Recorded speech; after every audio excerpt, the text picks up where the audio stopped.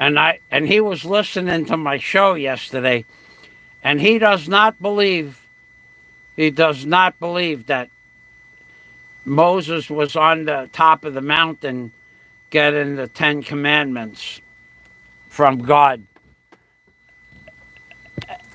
And then the reason that Moses was delayed is because yesterday in my live stream I said that Moses took a long time to get down from the mountain because God gave him some trim to take care of, and that's what slowed him down. And that's why the people, the slaves, rebelled against God after he released them from the bondage in Egypt. So my friend who's a Bible scholar is going, what were you talking about? I'm going, I was just kidding. He's going, but that's blasphemy. I says, yeah, okay, so I'm going to go to hell. So you should be the first to know.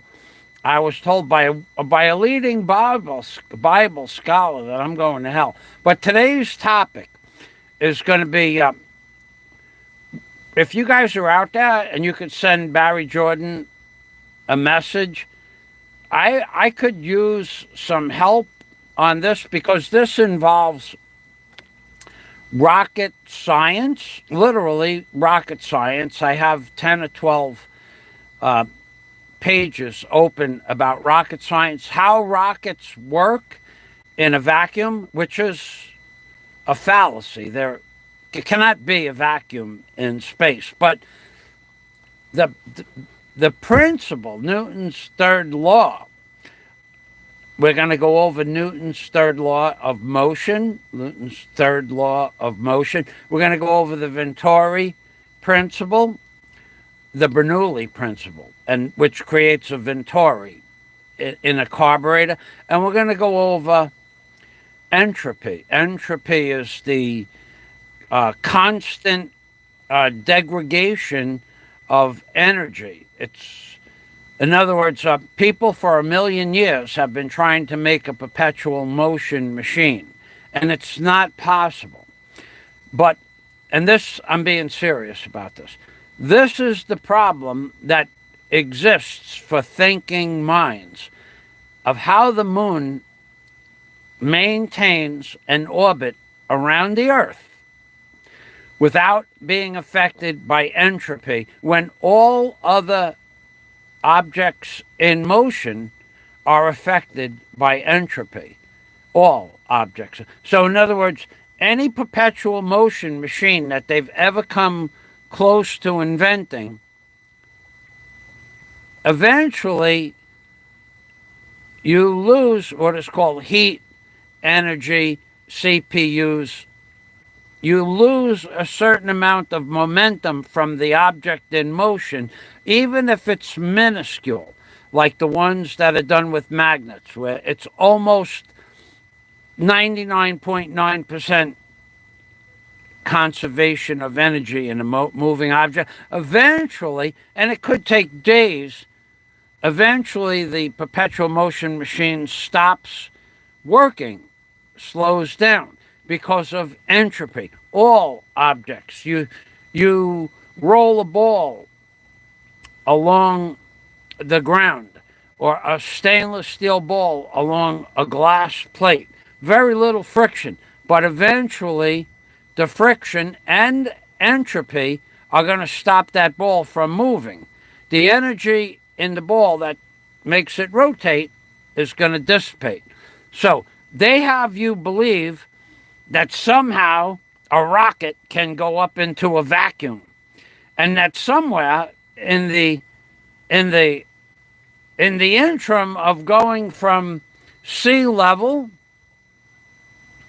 14 psi per square inch, up higher into space, into what is called a vacuum, and we're going to go over the numbers that they quote the vacuum as being in space. It's not possible. I'm just telling you right up front. I'm going to prove it. And they prove it by putting the calculations on Google and the math. They prove it to you, and then they tell you what they proved with the calculations is not true. So we're going to go over all of that. And let's see, Scott is here? Yes, Scott Del Fuego. Michael Michael will be the one.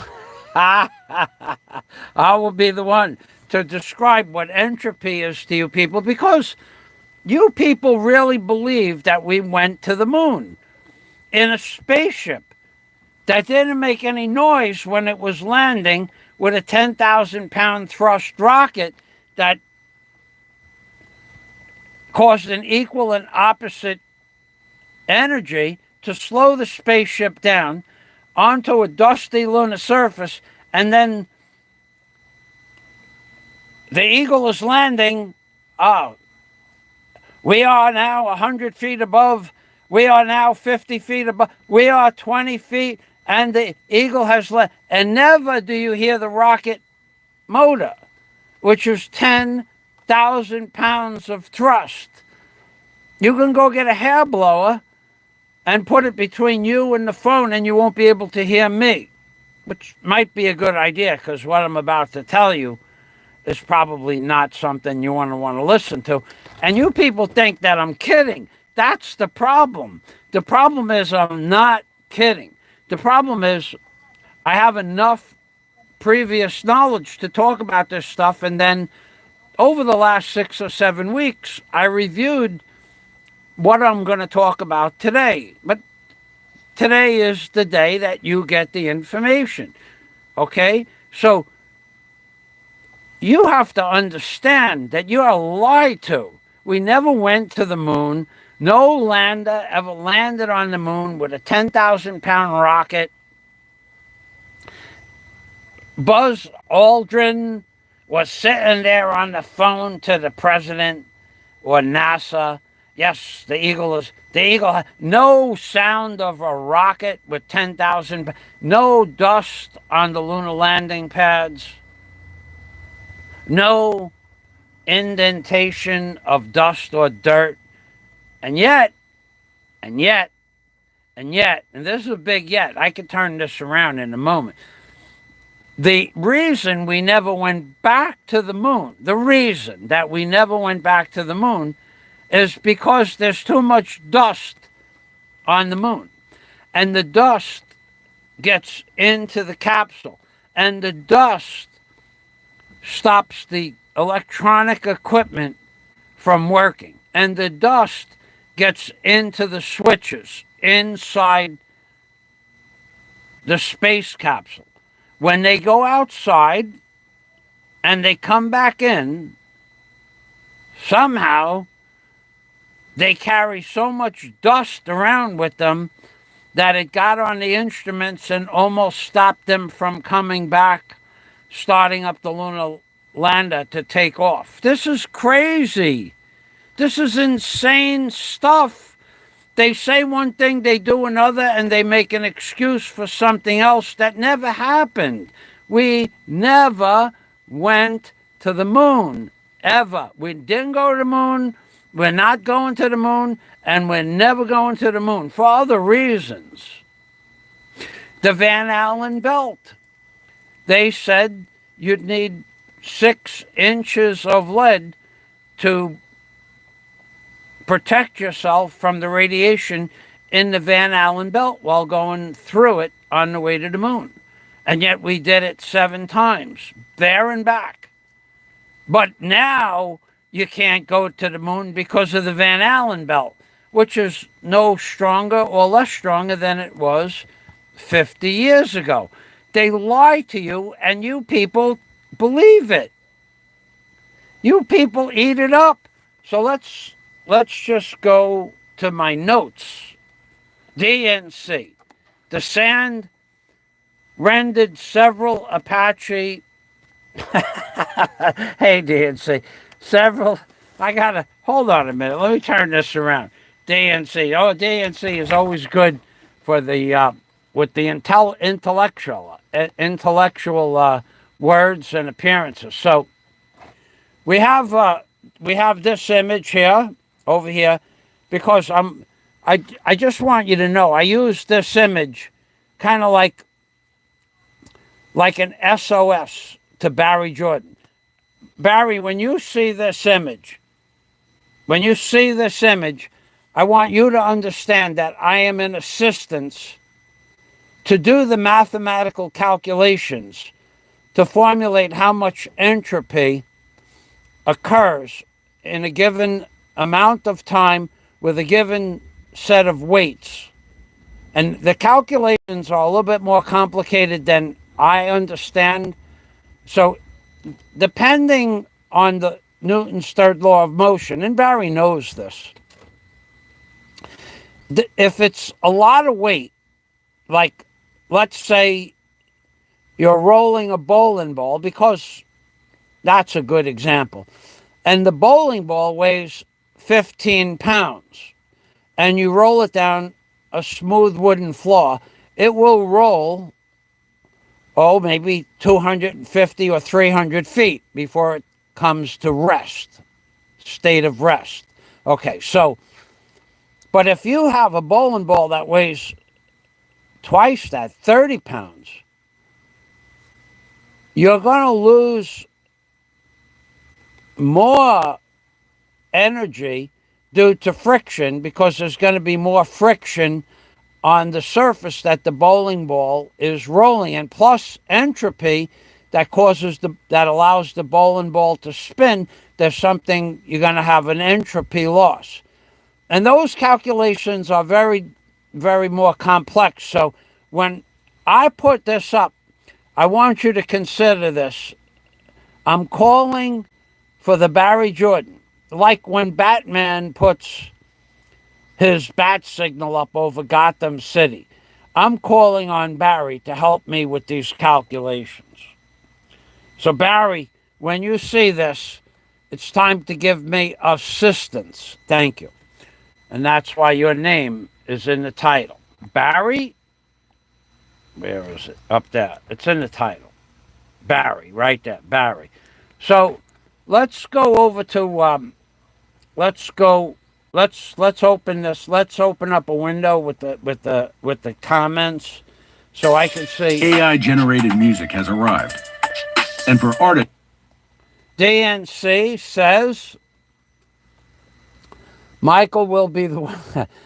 And the Van Allen belt. That's right. See, DNC was ahead of me on that, apparently, because he knows.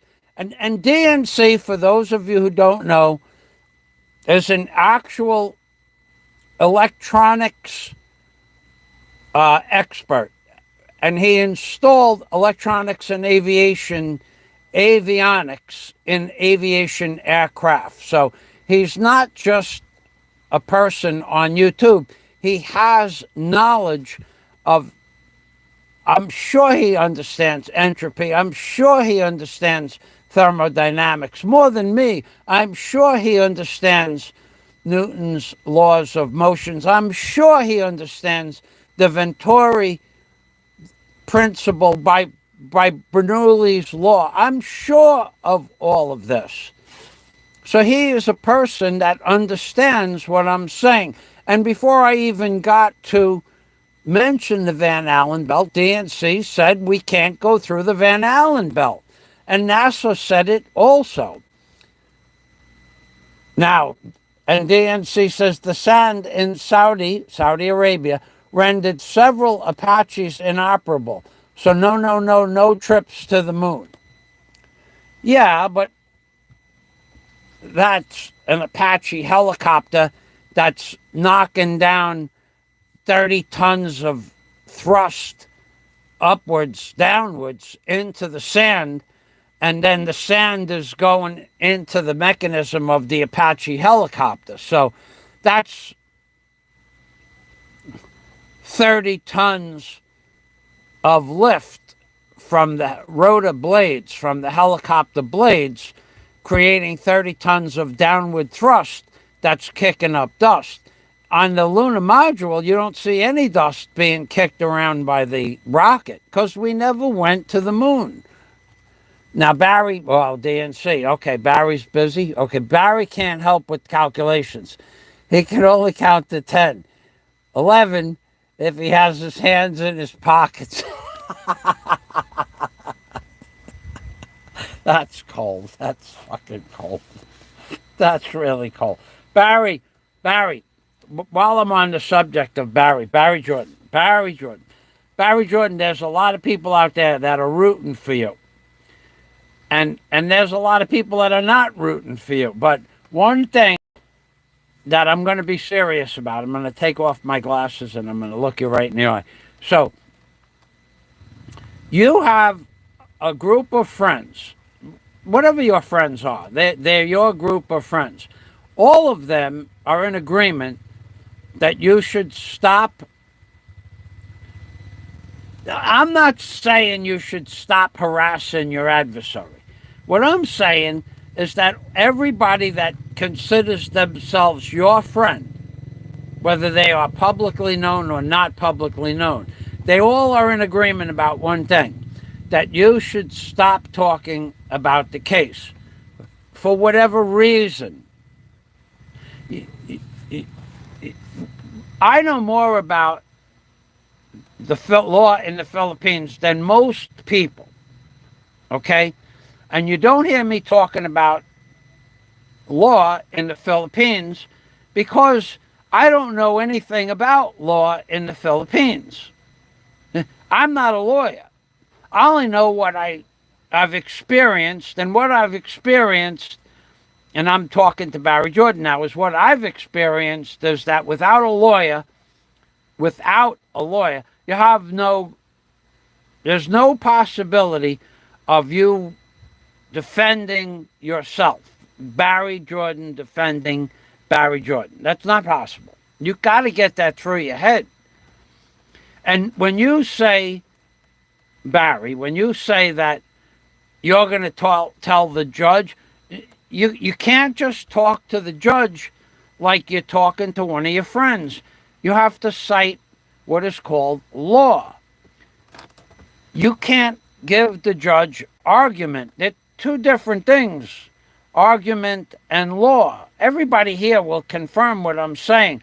Argument is what you want to tell the judge, that you may have said something that offended somebody else because he supposedly did that to you 3 years ago, and you have video proof. That is called argument, quote unquote, argument. What you need to do is to be able to present that argument if you have substantiable proof, to show the video with the right timestamps, with the date, with the channel link, and then show if the channel doesn't exist anymore, you have to show that at some point it did exist. And of course, there is the little issue about whether or not the face has to be in the video. Now, I think from my experience, the face should be in the video, but maybe they changed parts of that. I don't know. I sure don't believe anybody on YouTube, whether or not they're now accepting audio testimony. Maybe it's true, but maybe it's not. But that got you going. What you need is to not talk about the case. And you really need to get a lawyer. I don't know what else to tell you. Everybody says this. Everybody with any kind of intellect tells you that you should get a lawyer. If you can't afford a lawyer, that's problematic. And then I told you what you need to do. But you had the money for a lawyer. You had more than enough money for a lawyer. You were given 100,000 pesos before you were incarcerated or put in detention for a lawyer. And you showed people that you had a lawyer, but that's not for the case. That's not a criminal case lawyer. That was for supposedly a case you were putting against somebody. That's not a case that somebody was putting against you. You can't get it through your head. The lawyer that you had, that you paid 36 or 40,000 pesos to, was for your case to go against somebody else. What is so hard for you to understand? The case that is against you, you can use the same lawyer, but you need to have a different case. The lawyer's not going to take the money from the first case and transfer it over to the second case because the case didn't go through. That money's gone. You need to get a lawyer. Barry, please listen to me, man. I'm not against you. I'm really not. But I don't know what to tell you. This can go on and on forever. Right now, I'm going to let the conversation drop. You listen to your friends who all agree, as do many others, that you need a lawyer. And if you don't have one, then you got to get somebody like the Giant Ego to get you a lawyer. And maybe he'll do that for you. Maybe he won't. But he's your only and best bet because you've used up all your other resources. Let's go back to the comments. Barry can't help. Barry can't help with the calculations. He can only count to 10 unless he has his hands in his pockets. Okay, DNC. I'm rooting for Barry just because it would make Frank crazy if Barry went free. Yeah. Oh, yeah. Oh, okay, so we got to add one thing to the mix here. Barry. Stop giving away. Maybe you're a master at manipulation. Maybe you're better than the other guy, actually. Because when you tell the other guy, your adversary, when I get married, my wife is going to petition for me to get free. And then Noah Black Wolf said that Flywoods is feeding you this information. I don't know. I heard that. I saw it in a comment this morning on the Fake Frank channel. Said Noah, and by the way, Noah, this is to you, Noah, quote to Noah Blackwood. Barry tells stories. His adversaries tell stories. Neither one of those two men have any backup for the stories that they tell about their past. Does Barry have any pictures of Barry working in a Waffle House? No. Does Barry have a picture of his car? No. Okay. I, on the other hand, have videos dating back into the 80s.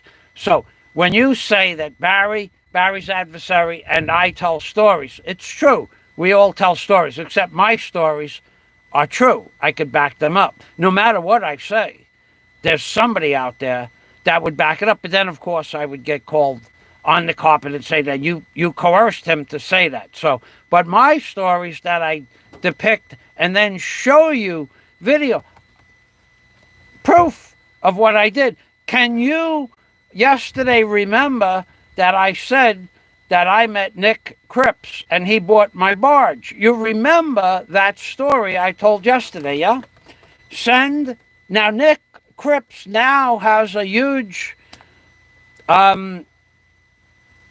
vacation resort where you could buy houses on his property or rentals on his. Send him an email. Nick Cripps, Cat Island. Send him an email and ask Nick Cripps if he bought this barge. Ask Nicholas Cripps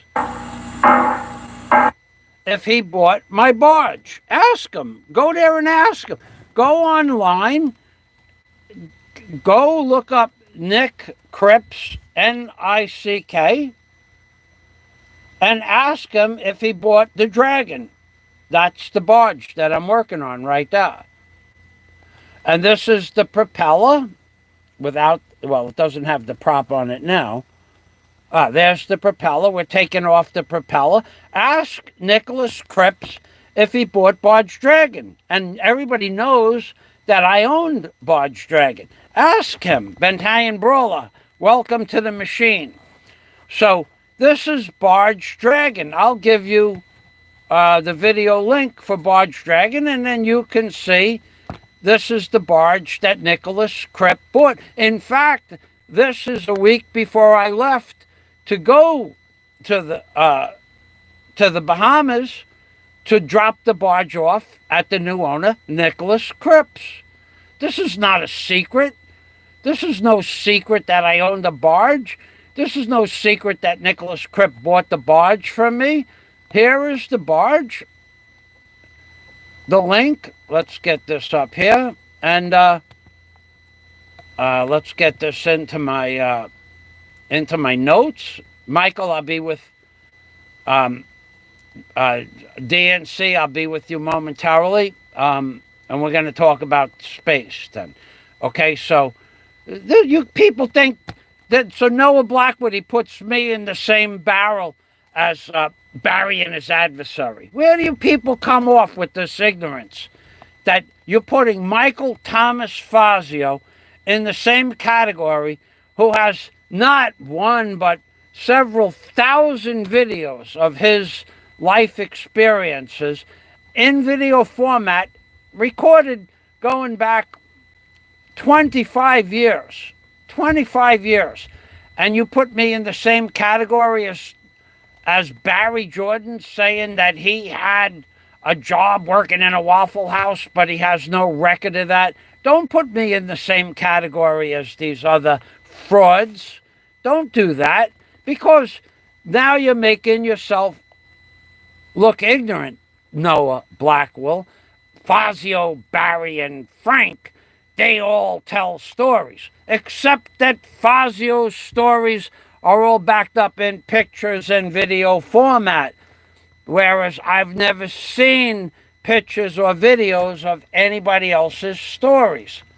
Now, moving on, let's go back to the video. Oh, let's get this over here. You don't put me in the same category as these people. Anybody can tell a story, except my stories that can be backed up. And theirs cannot be backed up. Well, minimal backup. But if a guy tells you, I worked at the Waffle House and I have blah, blah, blah. You worked at a Waffle House for how many years? You don't have a picture of you working in the Waffle House? What kind of story is that? Moving on, let's get back to space. Here is the Barge Dragon, and I'll get you Nicholas Cripps' address right here. Right here, I have it up on the screen because this is part of my show. Cat Island, first in rarity. Nick Cripps right here, and his wife Manette, who I met back in 1999. And Portier Cripps is his son, which he wasn't born at the time. Okay, so let's go here. Let's give you Nicholas Cripps. Let's put that into the chat. This is the man who bought my barge. So you guys you can call him up and ask him, or email him and ask him if he bought a barge from Michael Thomas Fazio in 1999. Ask him. Don't be afraid. Send him an email. Okay? I'm trying to get you the link for that, okay? I'm going to cut that out of there. So this is where the barge, this is Nicholas Cripps right here, and that's his wife, Monet. And her I met, but the boy I did not meet him. He was not born yet. So he is exactly where I said he is, on an island called Cat Island, and this is the island here in the Bahamas. It's actually NASA. It's not even the Bahamas. It's a little different than, well, we'll just call it the Bahamas. So Cat Island is located in the central Bahamas, and Cat Island is the highest elevation in there. And the Eleuthera, here, this word Eleuthera, Cat Island is in what is known as the Eleuthera chain. The Eleuthera chain. It's an island off the Bahamas in what is called the Eleuthera chain, and we had to go to Andros. Andros is here. That was where we had to port for customs, on Andros Island, at the port customs port of Andros. So I've been to Cat Island, Andros, and the Eleuthera Islands on different boats when I went there. So don't be afraid. When people tell me, he makes these stories up. No, this is a life experience that I had that I refuse to let you schleps on YouTube deny that what I'm telling you is the truth. So you have a guy named Noah Blackwood that's not stupid.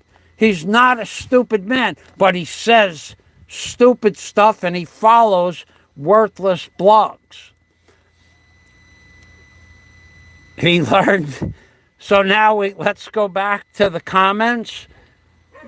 Everybody has been offered. You have all been offered large quantities of money to wager that the stories that I tell you are not true. You say it's not true. I say it's true. Wager some money. Scott Del Fuego says the famous Rabbi Chewbacca head rag will not be autographed and sold for a penny less than $1,500 US. This thing's been around for a long time. I don't even know. This is going back into the 80s. The headband, I can't believe that it hasn't fallen apart yet, but it's a good one. So then we have the Bantayan Brawler, who once he saw that we were going to talk about the vacuum of space. Space cannot exist. The vacuum of space is not possible. Bantayan Brawler says that the great Barry Jordan, the Barry Jordan learned to count where he growed up. Barry, that's a word that's going to go down in infamy. Infamy, I tell you. Where you growed up, you made that place famous. I growed up in Alabama. I growed up there. So let's go down. Let's go with no more comments for the moment. So let's talk about the vacuum of space while I find the link. First of all, how rockets work. Hello, the guy who asked. Oh, that's a nice name.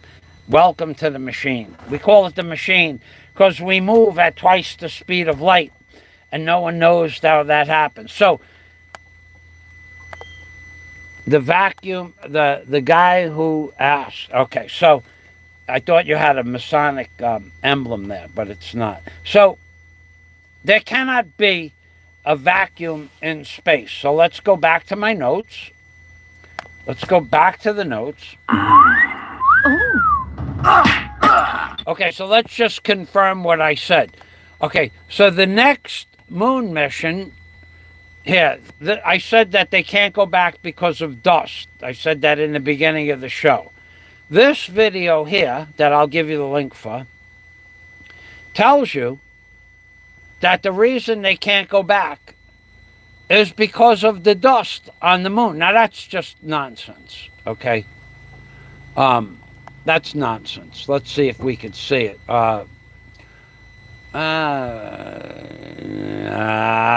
They were talking about So this whole video, which is a video about why they can't go back to the moon, is because of dust now. It has nothing to do with the Van Allen belt. So if we put this closed caption on and we move the cursor on, it's within the first minute. Okay, so he starts off, they're prepping you to lie to you. They're prepping you to lie to you. Watch this. You threw dirt all over yourself. Watch this. Charlie, what are you doing with the dirt? You just threw dirt all over yourself. So they're psychologically priming you to lie to you about dust. It's the first comment out of the box at the 4-second mark. I scrutinized these videos, by the way. So let's go on here. Wait. There they go. They're prepping you again. I got to clean off the camera. Wait a second. Let me set this down. They're priming you at the 25-second mark that dust is the reason. That's what they call a prema, P-R-E-M-I-E-R, primer, or P-R-I-M-E-R, prema, as in premise. They're priming you to tell you that dust is the reason we can't go back to the moon. And here we have the comment itself. Where is that comment? Oh, it was... Oh, man. Let's see.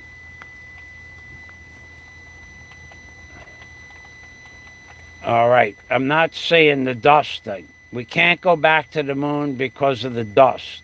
Oh, wait a second.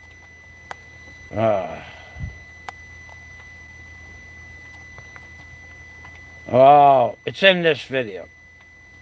Here it is. Now we have a clear picture of how damaging lunar dust can be, and that's at the 2-minute and 30-second mark. I was thinking of another video I watched that was at the 4-minute mark. But so now dust is the problem. So you watch this video.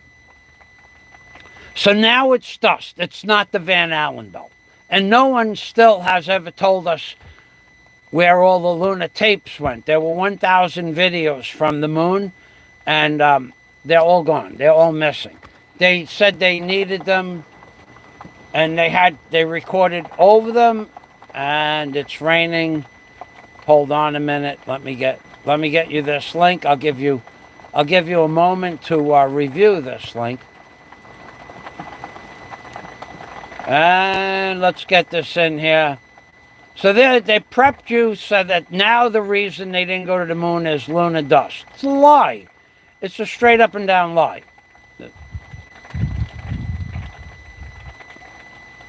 So I'm posting that in there 3 times. And then, okay, so now I'm going to go back and post this on my chat.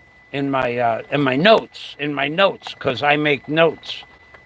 So you guys don't confuse me with these other frauds that tell you a story and then don't have any pictures or video or documentation of them being a captain or having a commercial driver's license, all of which I have shown you in the past.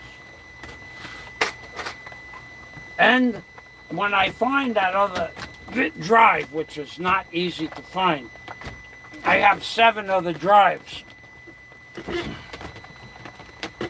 And on one of those other drives, I have videos and pictures of Michigan, where I lived and had property, and also the ultralights that I flew with my friends up there. And there's also pictures of the Cherokee Warrior on one of those drives that I flew. So you guys all have stories, but you don't have anything to back it up. You don't have anything to back it up with. So let's go back over to let's talk about the vacuum of space. So let's see what a vacuum is first. Let's get it. What vacuum? Entropy. This got to be the vacuum. The vacuum. So. Okay, so there's different ways to create vacuum pressure. But a vacuum can be created by removing air from a space using a vacuum pump, or by reducing the pressure using a fast flow of fluid or air. It should have included air, as in Bernoulli's principle, which is what I talked about before, Bernoulli's principle. So I'll basically describe that to you Bernoulli's principle. So, Bernoulli's principle, without going into great detail, which is something I know about because I'm a licensed A&P jet mechanic. Bernoulli's principle is, in simplest forms, an increase in air speed or fluid speed. You have to understand, in this case, fluid dynamics and aerodynamics have the same calculation. So an increase in air speed over or through over a surface, aka the camber of a wing bay, or through a carburetor, the increase in velocity of the speed of the air or a fluid can and will create a decrease in pressure. So inside a carburetor, the carburetor starts off, both sides of the carburetor are this big. Say 1.5 inches in diameter. And let's say the carburetor is 5 inches long. The carburetor is 1.5 inches in diameter on both sides. In the middle of the carburetor, in the middle of that tube, it's not 1.5 inches. It's 1 3/4 inches. Therefore, it's a camber or a curved surface. As the air flows through the carburetor, Bernoulli's principle, the faster that the air flows through the carburetor, that will cause a decrease in pressure in that expanded part of the chamber.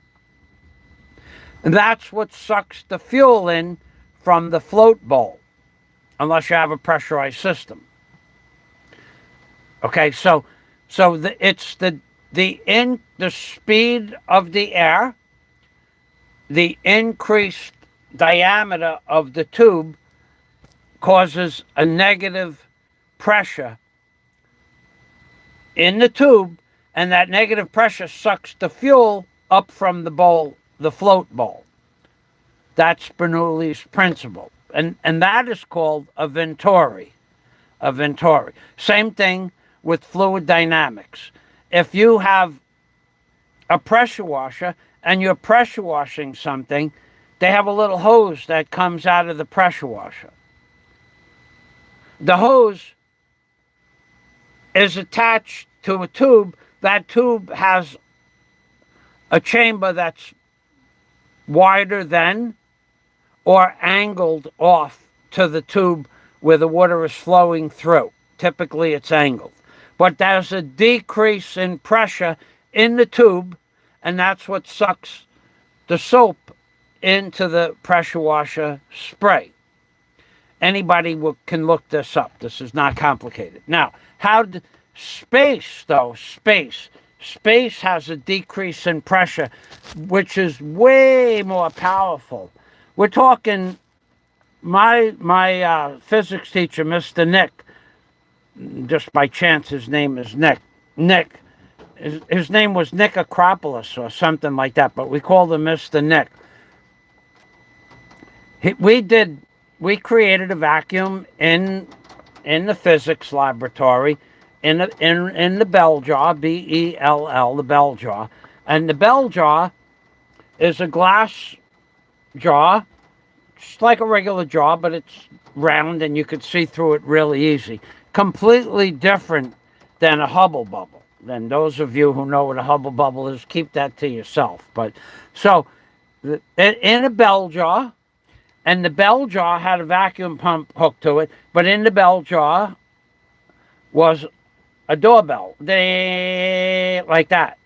And as the pump created a vacuum in the bell jar, the bell became less noticeable until it almost couldn't hear it at all. Because in a vacuum, There's no molecules to move sound waves through. That's all true. You could look that up. The bell jar vacuum experiment. You got to do something on your own. So in space is almost a perfect vacuum, except that it has something called cosmic rays, which have almost no weight. Cosmic, it's light, basically. It's light, electrons and protons. Basically, it has no weight to it. But that light doesn't transfer sound or energy, not in the type of energy that a rocket would make. So space is almost a perfect vacuum.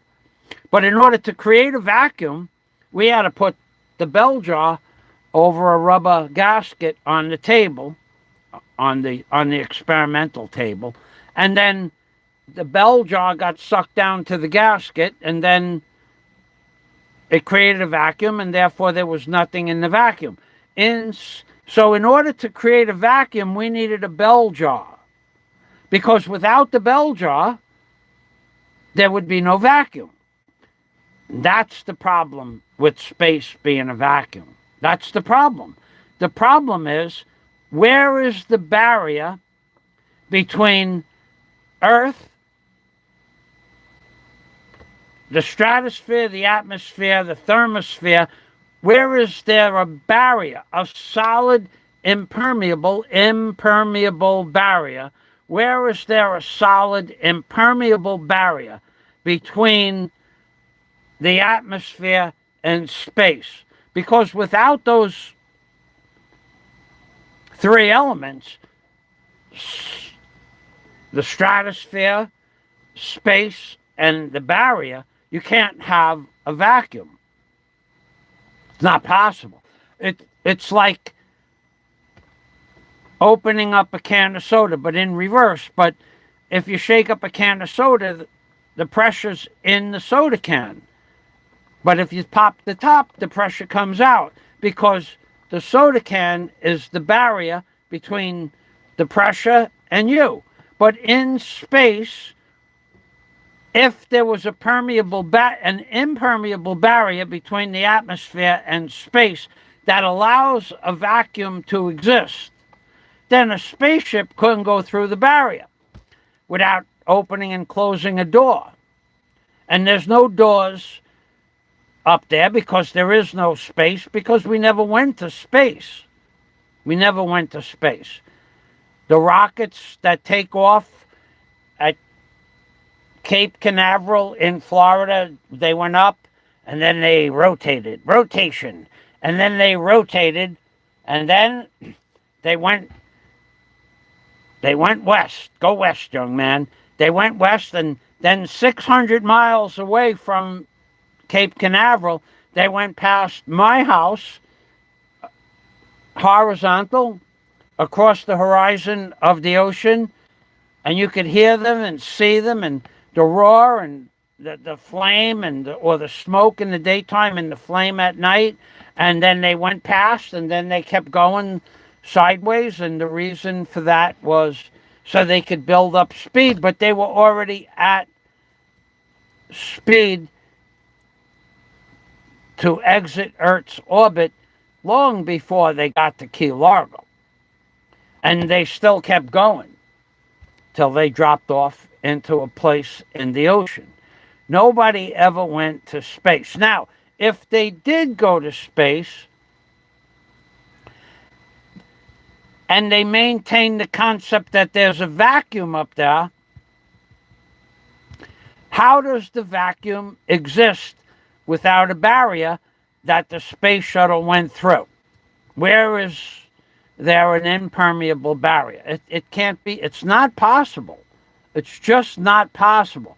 But even further, to make this even more insane, that the rocket creates thrust. Now, in order to get to the thrust factor of the rocket itself, then you have to go to Newton's third law of motion. For every action, there's an equal and opposite reaction.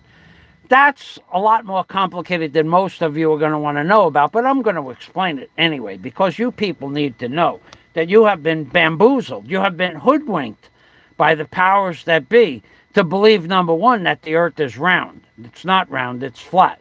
And you have been bamboozled to believe that space exists and that space is a vacuum. Because without that impermeable barrier, aka the bell jar, you can't have a vacuum. This is common sense stuff. This is not stuff that I made up. This is stuff that I'm going to show you in the comments in a minute. So now I'm gonna post this words. Okay. The vacuum that I copied this. A vacuum can be created by removing air from space using a vacuum pump.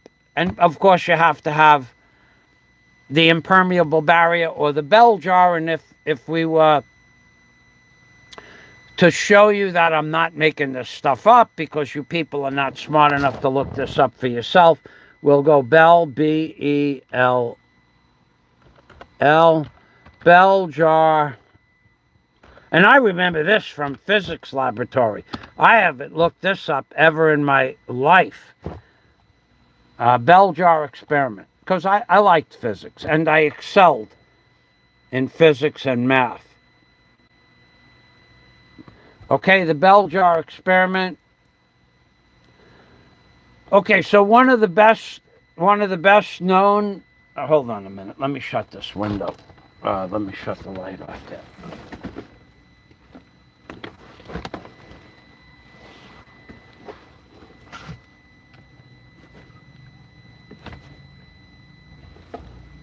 That should do it.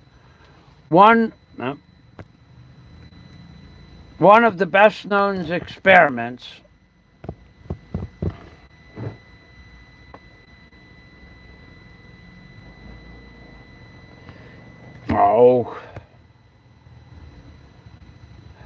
one of the best known experiments involved placing a ringing bell in the jar. A ringing bell in the jar. And observing that upon pumping out the air, the ringing disappeared. This experiment demonstrated that the propagation of sound, that means the waves of sound emanating from the bell. Propagation has to do with wavelength, frequency, and how one wave will push another wave ahead of it, like waves in an ocean. The experiment has demonstrated that the propagation of sound is mediated, which means measured or controlled by the air. So the more air, the more propagation. The less air, the less propagation. And that in the absence of air, the medium, the sound waves cannot travel. Okay, so that's what I wanted you to understand, for the reason that we're going to go to space momentarily.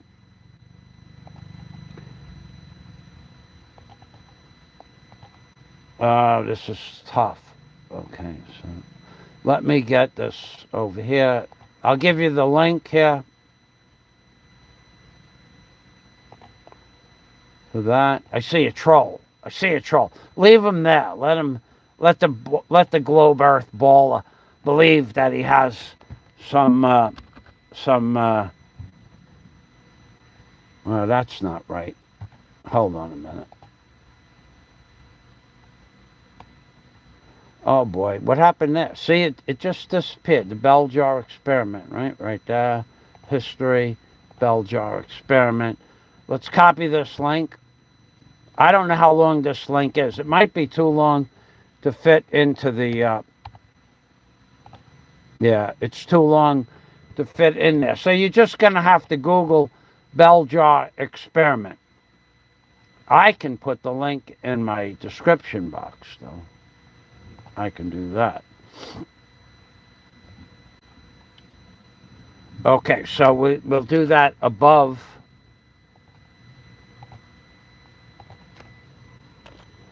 Okay, so let's see what the troll has to say.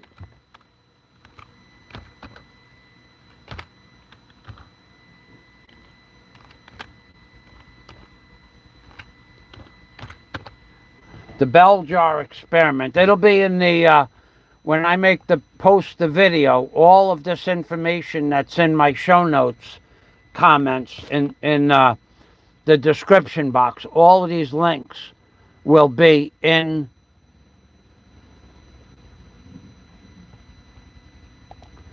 the show notes. In the comments section, excuse me, in the comments section. I'm multitasking now. Okay, so the bell jar experiment is this. Okay, and then the link is below that, and we'll save that. Now, let's see, we have a troll here. So that's the bell jar experiment, and this is the bell jar.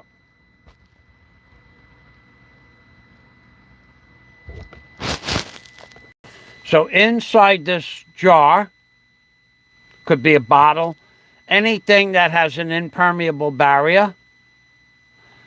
When you suck the air out of it, we're using a pump like this pump here. These are the old ones. That's the bell jar. That's the original bell jar. We did not use that. We had an electric motor, but that's one from the 1800s. Okay, so let's go back here. Let's deal with the troll. Everybody unsubscribe. He's lying. The earth is round. Yeah, baby. You unsubscribe. Okay, so Nazi ABD. That's your name. Okay, that's another. Philip Janik, the Travel and Camping Channel. He's my friend. LOL. Thanks, Philip. So nobody's going to unsubscribe to me. They want to hear. They need to know this information. Who else will give this to them? Thanks for stopping by, Philip. Camping Guru. You can agree to disagree and still be friends. Oh, I have a friend of mine that's a pilot. John Blaze. That man knows nothing about the flat earth, and he flies a Chinook helicopter, $30 million helicopter, and he knows nothing about the earth being flat, or he won't admit it. John Blaze, there he is right now. John Blaze knows nothing, I tell you, nothing about the flat. He refuses to believe that the earth is flat, even though his gyroscopes, when spun up, he never has to do a decline when he's flying over to the horizon. And the horizon never has to tilt his head down to see the horizon, where if the earth was a globe, you would have to constantly look down to see the horizon. And John Blaze is a pilot of a Chinook helicopter, and he refuses to believe that the earth is flat, even though he just came across 3,500 miles of flat ocean, and the plane never had a declination, never tipped the nose down until it got to Manila, never went down. John Blaze refuses to believe his own senses. John Blaze, welcome to the machine. John Blaze, welcome. 8,000 miles. No, it's not 8,000 miles. No way, it's not 8,000 miles. 8,000 miles. 8,000 kilometers. 8,000 kilometers, yes, but not 8,000 miles. All right, well, so John Blaze, he's still 8,000. Okay, so did the plane do a decline anywhere? Or did it go flat? It went flat.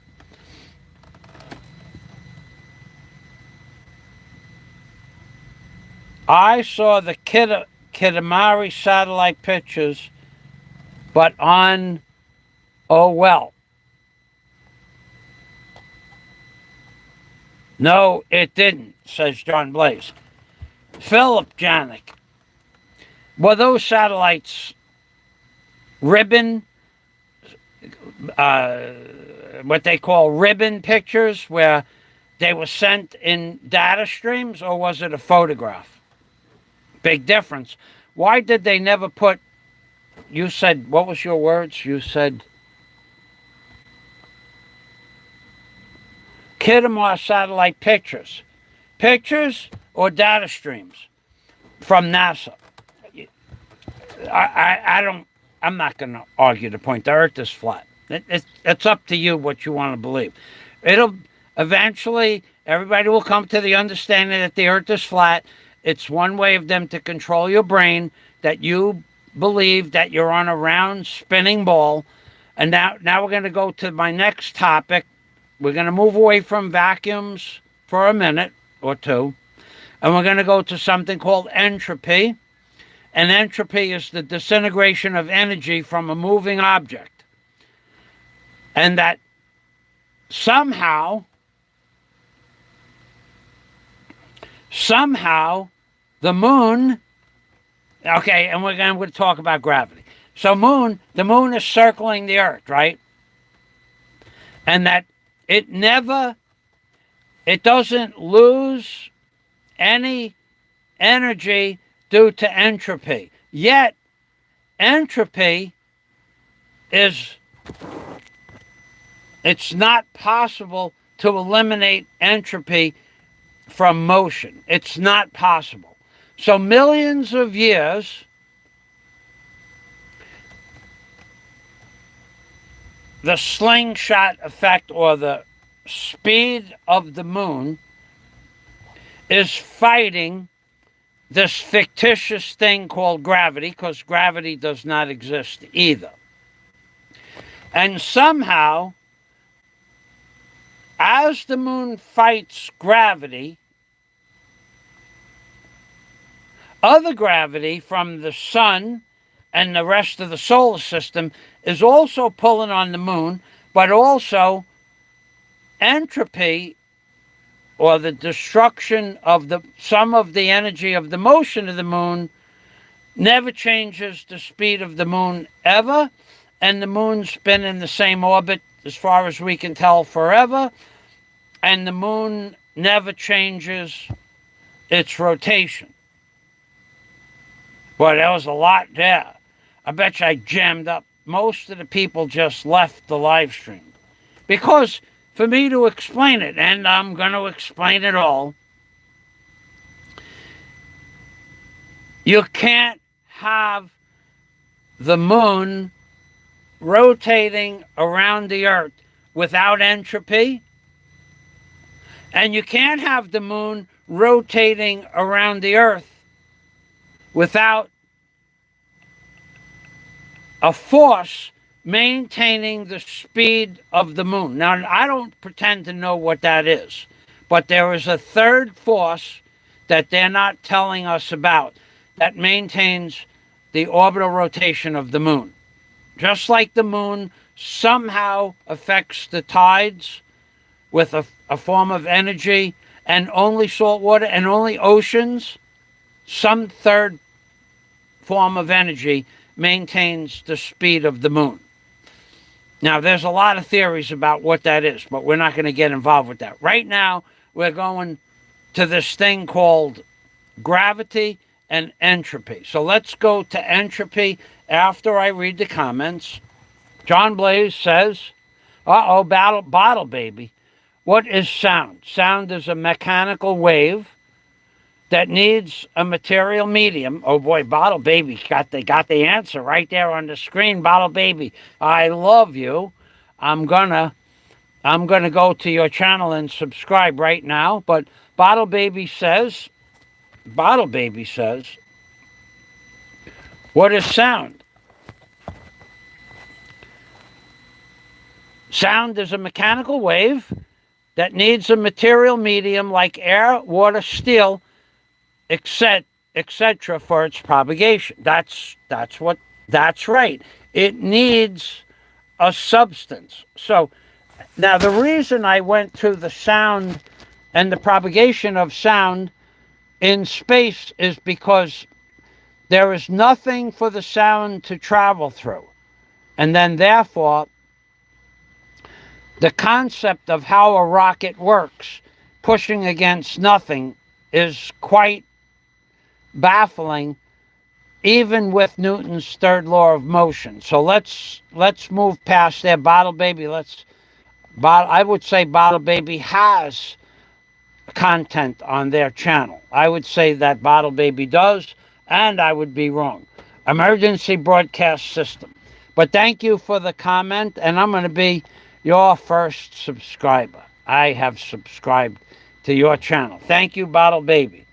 Going back here, Philip Janik. Japanese photo from orbit without data streams. Okay.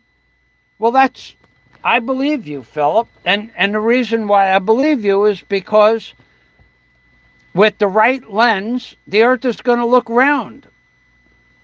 But Felix Baumgartner, when he looked out of his capsule that he went up in with a regular straight lens, the horizon was straight for as far as you could see, and he was 100 miles up.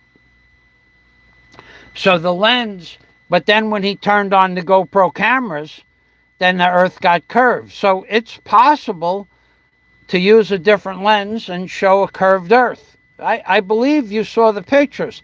I believe they gave you the pictures. I believe they're all in cahoots. And the Roach Chronicles. I'm here for educational purposes and the Roach Chronicles. So I'm calling on the great Barry Jordan to help us with these theoretical conundrums. Because right now, we're at what is called a conundrum with space, vacuum, energy, Newton's three laws of motion, Newton's third laws of motion. And without the Barry J to do the mathematical calculations, I don't know that we're going to get through this. It's a paradox that maybe the great Barry Jordan, quote unquote, can solve. The paradox of space-time. So, moving on, thanks for that comment, John. What is cool about God because it's beyond our understanding? Oh, that's something that'll never happen, Philip. They're talking about, oh, God, they're pumping this stuff into our minds. The Earth's magnetic is going to flip. They did that 30 years ago, too. 30 years ago, every news article that you read in Scientific America and Popular Science was that the magnetic shift of the poles was going to shift back in the early 80s. It never happened. It's not going to happen. Just like, all right, moving on. Thank you for the comment. Bottle Baby, thank you. You're welcome. Divine Light, you are bringing up some interesting concepts. I always figured it came down to a source providing awareness. LOL. It does. And it did. It made me aware that there is more to the universe than what we read in books. And that is called enlightenment, illumination, the Samadhi experience, the Buddha consciousness, the Christ consciousness, or just intellectual prowess. Let's all call it prowess. But if you do enough, if you follow my train of thought, nobody that's following my train of thought is going to think I'm crazy. They might think I'm crazy right now, but if they understood what I was saying, there's merit to what I'm saying. The vacuum thing with the bell jar and the impermeable barrier, you cannot have a vacuum unless you have something that changes the negative pressure and the positive pressure and stops them from meeting one another. If space is a vacuum, why doesn't it just suck off the atmosphere? And no one has ever answered that question. And if The troposphere, the atmosphere, the stratosphere has an impermeable barrier. How do rockets go through it to get to space? Now, the concept of a rocket moving through space, that was one of the longest arguments in the history of the internet. How does a rocket move through space? And that goes to Newton's third law of motion. Haha, good old Barry. You are spot on the money. So thank you. So let's go back up here. Barry. Barry will help us. Barry, we love you, Barry. So let's go up here. Let's get rid of this page here. This one is the bell jar experiment, no longer necessary. This one is a blank page, no longer necessary. Entropy. So I talked about entropy before. So let's look at what entropy is. And this is why the moon cannot keep rotating around the Earth. This is why the planets don't rotate, but more specifically the moon.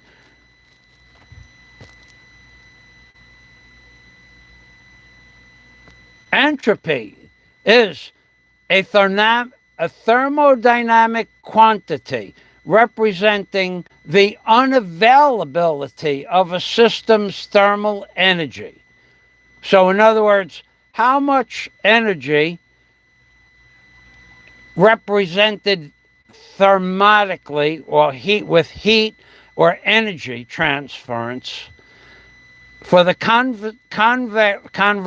conversion of energy, for the energy conversion into mechanical work. So in other words, there's a loss of thermodynamic quality energy, or a loss of energy due to entropy. That's what entropy is.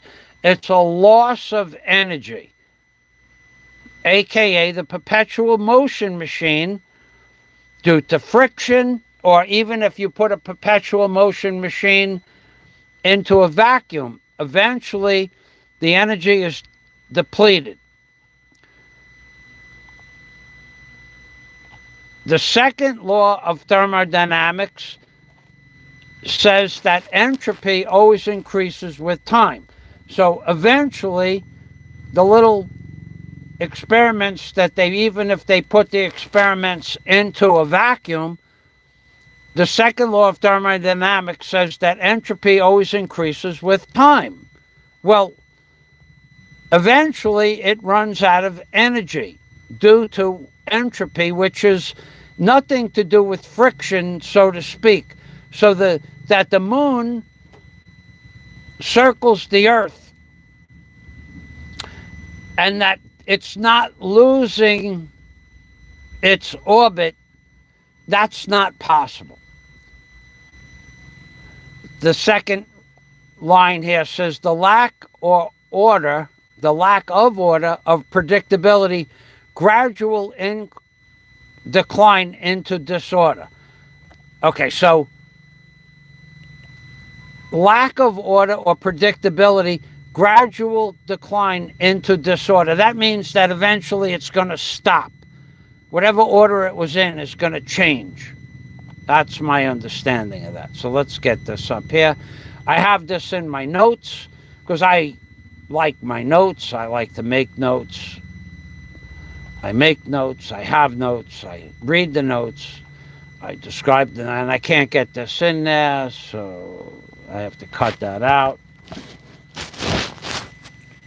Let's cut out half of that.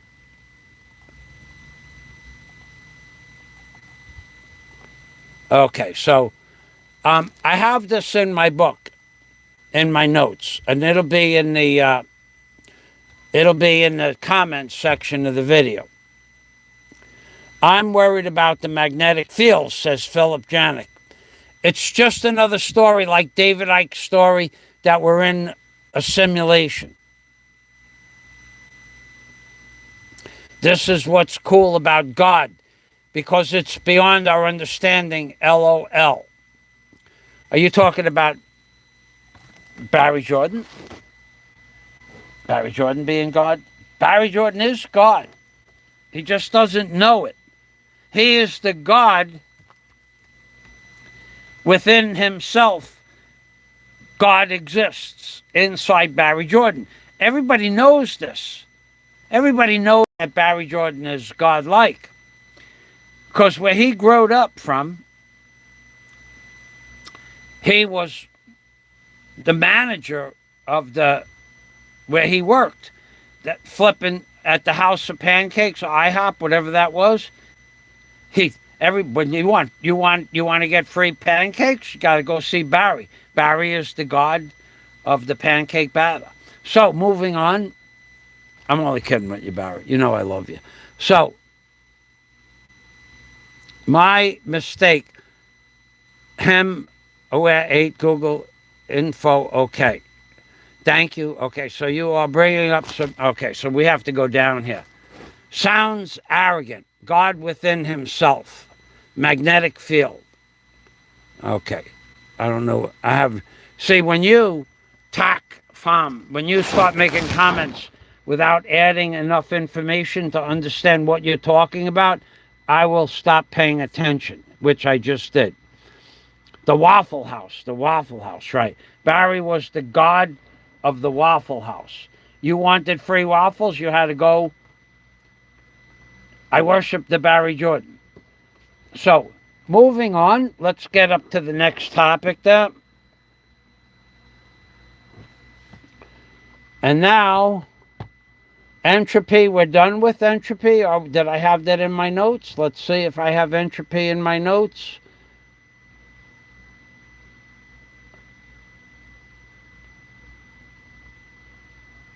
Yes, I have it right down here at the bottom.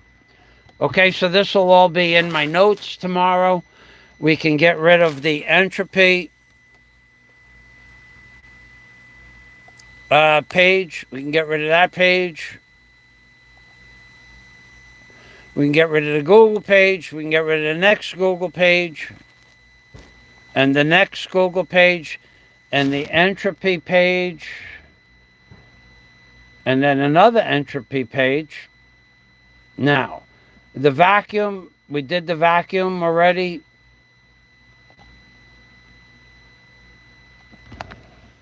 Oh, no, this is the one I wanted to talk about next. Now, this is sheer mind-boggling nonsense.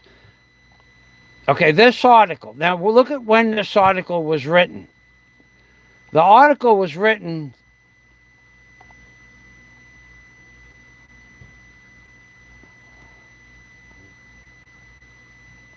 this is a different one. This one was written 4 years ago. So, how can such a vacuum, very low pressure, in close proximity to the Earth's atmosphere, high pressure, so that goes to 8.5 kilometers elevation, coexist with an open system of the Earth's atmosphere? So somebody asked this question to something called Astronomy Questions and Answers. How does this not defy the second law of thermodynamics and still remain true? So you're going to get answers that don't make any sense, that they accept to be true here. Pressure is a force exerted by the substance per unit area on another substance, PSI. The pressure of a gas is a force that the gas exerts on the walls of a container. And there is the bell jar. That is the bell jar. The pressure on the outside of the bell jar or the inside of the bell jar is different, but there has to be a wall in order for pressure to be created. Otherwise, pressure is equal. All pressure would be equal in all places because there's no barrier. When you blow into a balloon, the balloon expands because of the pressure inside the balloon. All of this is all nonsense No one knows the answer to that question. And I read it all. Okay? I read every question and every answer. This one here, the underlying reason that the molecules of Earth's atmosphere do not fly away into the surrounding vacuum is that they are slower than the escape velocity, which would be 11,200 meters per second. A typical molecule speed at ground level is 500 meters per second. If it had a free path, such a molecule would fly vertically. And this is nonsense. It's nonsense, but I'll give you the link. There is no definitive answer, none whatsoever, of why there is a vacuum in space and Earth's atmosphere does not fly off. You could read one website like this. You can read 10 websites like this. You can read the updates. You can read about quarks and quasars, and you can read all kinds of stuff, and there is no answer that makes any sense at all of why the Earth's atmosphere remains intact. None whatsoever. None at all. So let's get this down here. Okay. This is the name. The name of the article is, what was the name of that? Okay. Atmosphere. What was the name of that article? How can a vacuum at very low pressure? Okay, that's this question here. That's the question. Okay, let's get that question in there. So you guys can look this up yourself.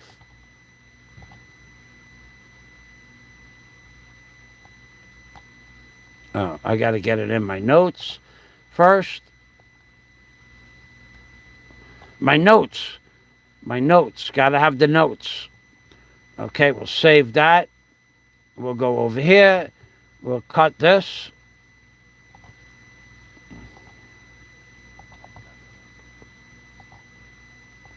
We'll see the trolls. Dennis Adam is in the house. Thank you for stopping by.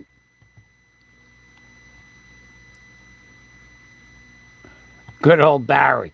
Dennis Adam, hello. Thatch Palm. Cool. Okay. Something was cool. Bottle Baby. Oh, let's go here. Bottle Baby has something to say. Bottle Baby says there's a sufficient gravitational pull on the air molecules to hold them against the Earth's surface. Okay? We'll let that fly for another day. Thanks for the update.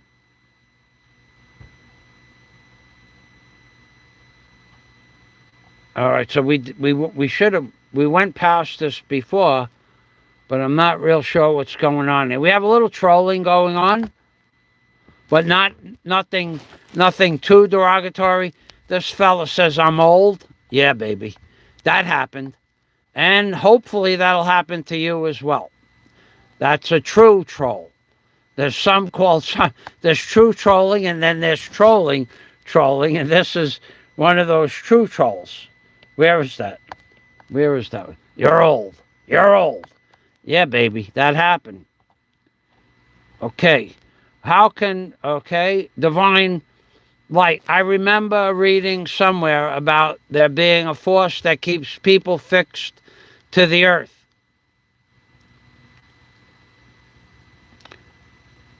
Gravity is the universal force, says Matt Foley. We're not going to get into gravity today. We're not going to have time.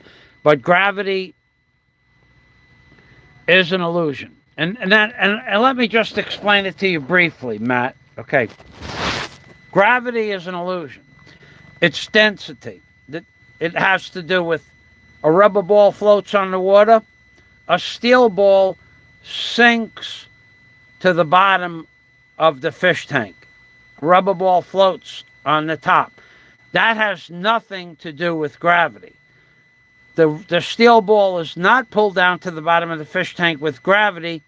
The steel ball is pulled down to the bottom of the fish tank because the density of the steel ball is more dense than the water.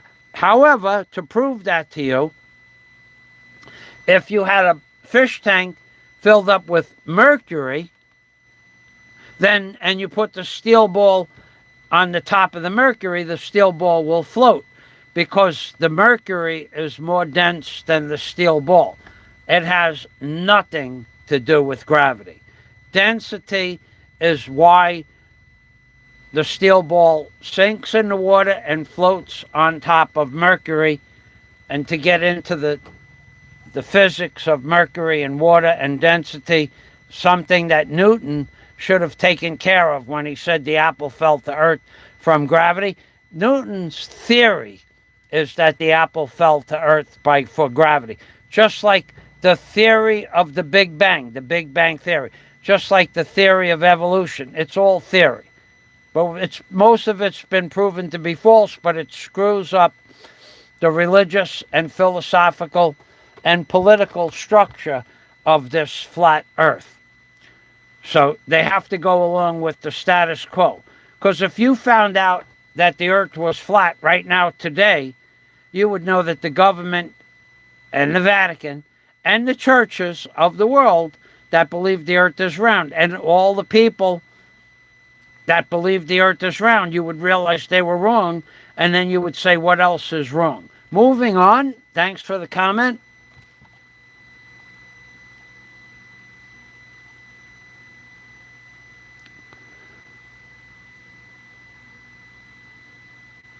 Okay. Mercury is the key to space travel today, and what Philip Janik is talking about is a Mercury vortex, or what is known as a Mercury torus, T-A-U-R-T,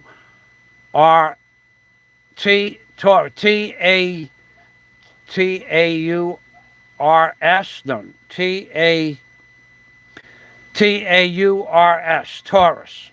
A Mercury torus is a vortex spinning at more than 10,000 RPM, and that's what Philip Janik is talking about. Let's look up a Mercury, M-E-R-C-U-R, Mercury torus, T-A-U-R-S, Mercury torus, and here we have what a Mercury torus is.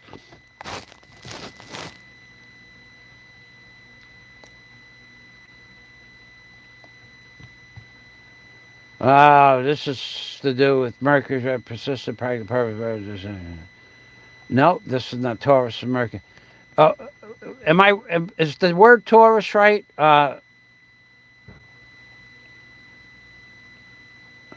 Vortex, Mercury vortex, Taurus. Mercury Taurus.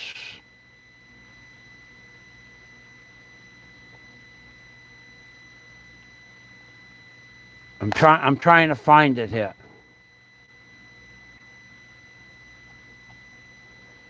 Okay, Mercury, Taurus. Maybe I'm wrong about what the word Taurus. Mercury, high speed. Let's go like that. Let's do that. High speed. High speed. I know what I'm looking for. I just don't know the right word. High speed Mercury vortex. Let's try vortex. V-O-R-T-E-X. And it creates, C-R-E-A-T-E, creates It creates not lift, but space travel. Let's say space travel.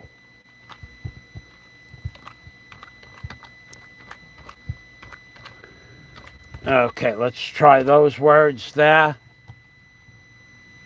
Anti-gravity, that's what it is, anti-gravity. With spinning Mercury at high speed, there is no specific evidence to support the claim that spinning Mercury vortex has an effect on gravity. Because, well, first of all, there is no such thing as gravity. But what Philip was talking about is this line here. Are UFOs propelled by a Mercury vortex? And a vortex is like a torus.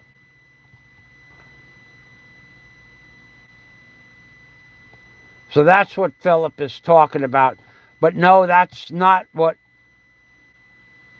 I'm talking about in today's topic matter. But being that Philip wanted to talk about that, that's what that is. That's what Philip understands, that there's a belief that Mercury, and it is a Mercury torus vortex.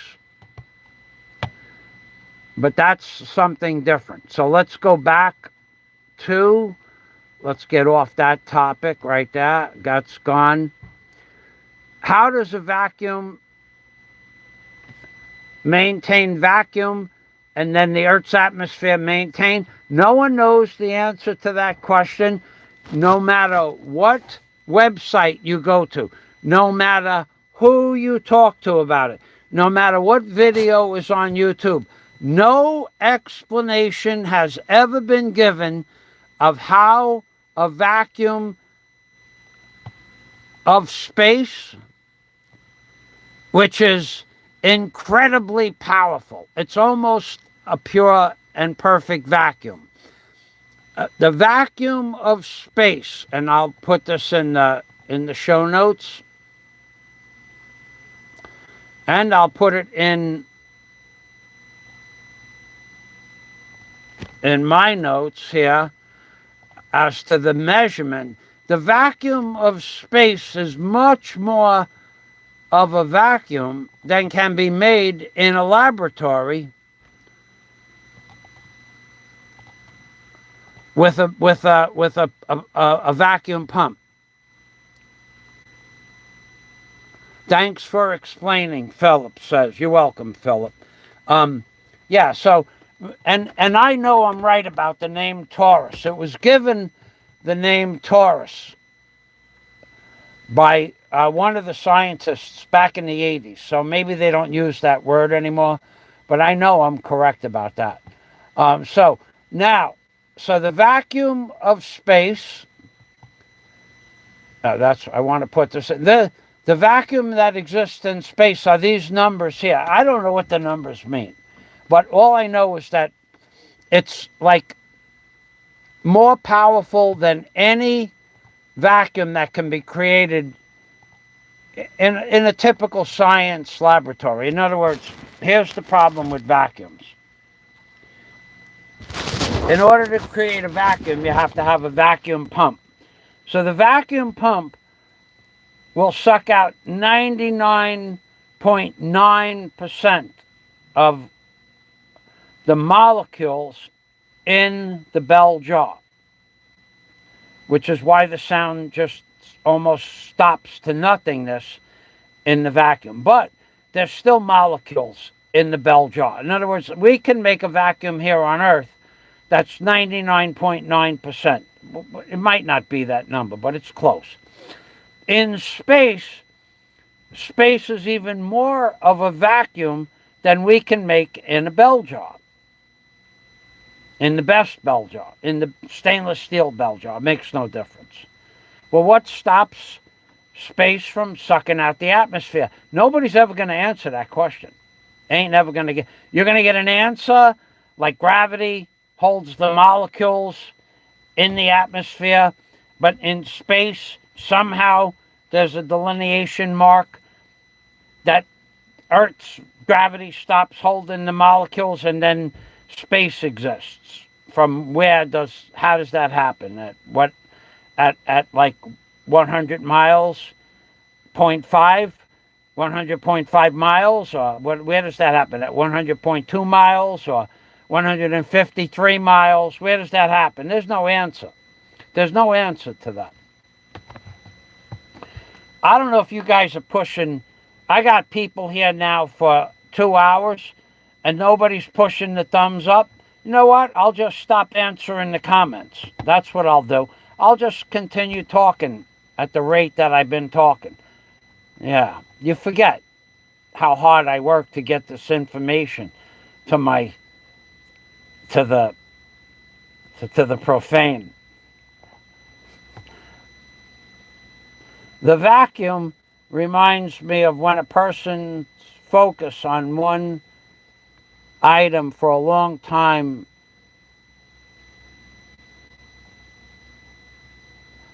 the travel space is permeated with dormant fields.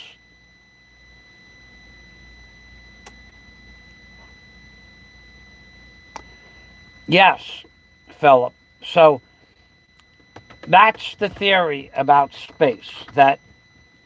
And that theory has been in existence in the philosophy of Buddhism for for thousands of years. Things appear and things disappear. In space, there are particles that they say they found in the collider that appear and then disappear.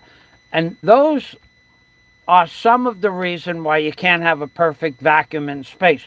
But none of that has anything to do with rockets in space. So if you have a rocket in space,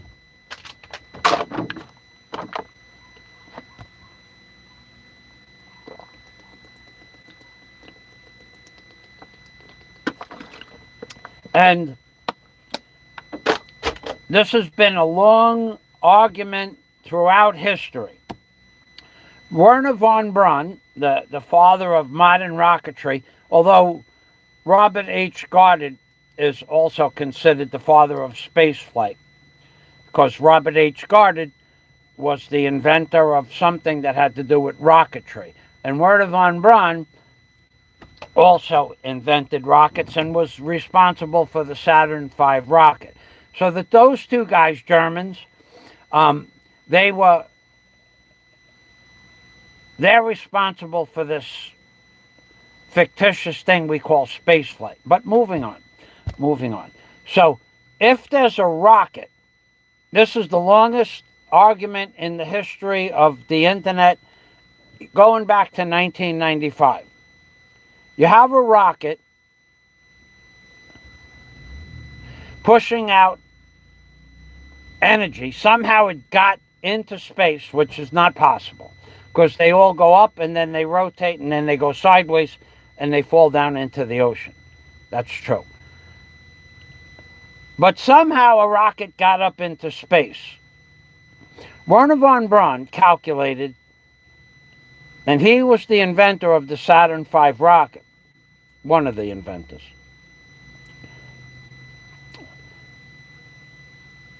That in order to have enough fuel to get to the moon, only to the moon, the rocket would have to be as big as the Empire State Building. It's his words, not mine. And he was the one that was really pretty much responsible for the Saturn V rocket. And he said it will bring a payload up into the air, but he said in order to get to the moon, because you would constantly have to make adjustments, and you'd need enough fuel to fill up the Empire State Building. So no one ever went to the moon. So if that's the case, and the other reason is because space being a vacuum, if you pushed out, now this is his theory, if you pushed out a flow of gas, rocket gas, which is completely different than when God released the slaves from Egypt and parted the Red Sea. That's different. God did that. Now we're talking about rockets. The rocket would pump out some gas out of the exhaust pipe, and it would push against nothingness, space, and the gas would immediately be absorbed into a vacuum. So the theory is that in order to push against the gas to make a forward motion, you'd have to put enough gas out into space and then more gas to push against the gas that's in the vacuum. And then that would disappear within, I don't know, a second, 2 seconds, a millisecond, I have no idea. But so in other words, in order to push out enough gas from the rocket, it would have to make gas to push against. Otherwise, there'd be nothing to push against. That's one theory. And another way to look at that theory is, if you go like this with your hand, like that, everybody do that. Go ahead. Go ahead, do it now. Go like this. So you're pushing a little air in front of your face. That's true. And you could go really fast like that. That's true. The theory is that in space there's nothing. So if you go like this in space, there's no air being pushed on your face. So air has density. Now, if you went into the ocean and you did this, you could not go so fast because there's resistance. So if you have something to push against, the rocket has something to propel itself forward with. To push against, the rocket's pushing against the ground, and then when it goes up, it's pushing against the atmosphere. But what's it pushing against in space?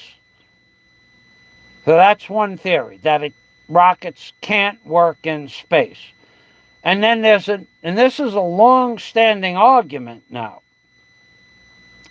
There's a theory that rockets can work in a vacuum because the energy is not pushing out of the back of the rocket. The energy is pushing the front of the rocket forward. That's complicated. That's way more complicated than you need to know. Except that there's two theories. One is the rocket pushes against nothing, therefore it cannot be a rocket. And the second one is that the rocket pushes against the nose cone of the rocket, and that's Newton's third law. For every action, there's an equal and opposite reaction. So the thermonic energy that's coming out of the back of the rocket is pushing the front of the rocket forward. That makes a little sense, a lot of sense,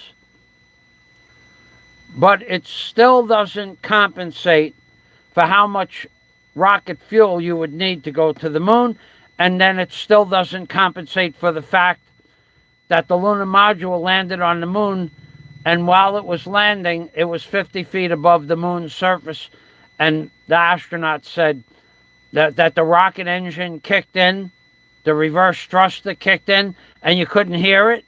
And how far away was that rocket engine from the astronaut?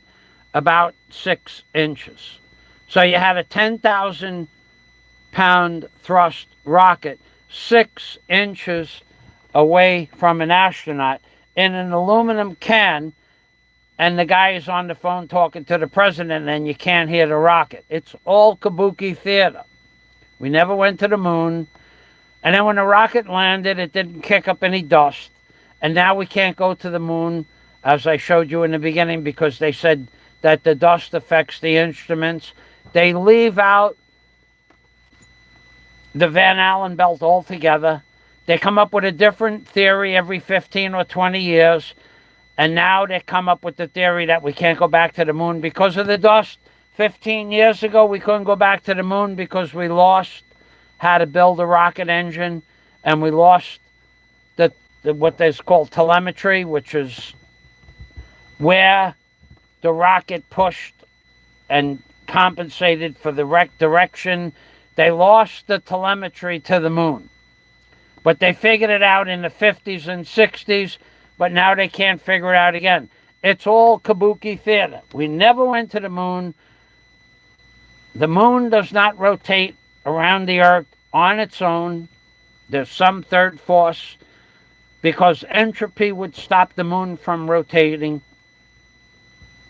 And the fact that the moon rotates around the Earth, nonsense.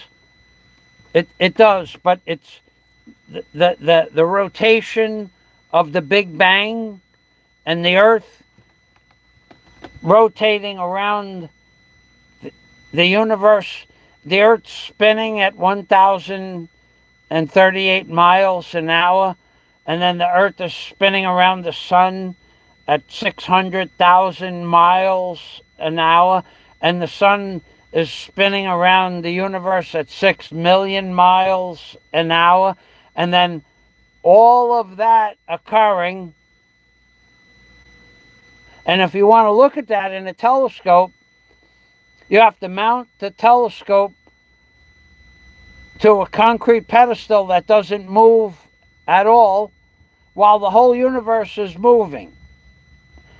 And more than that,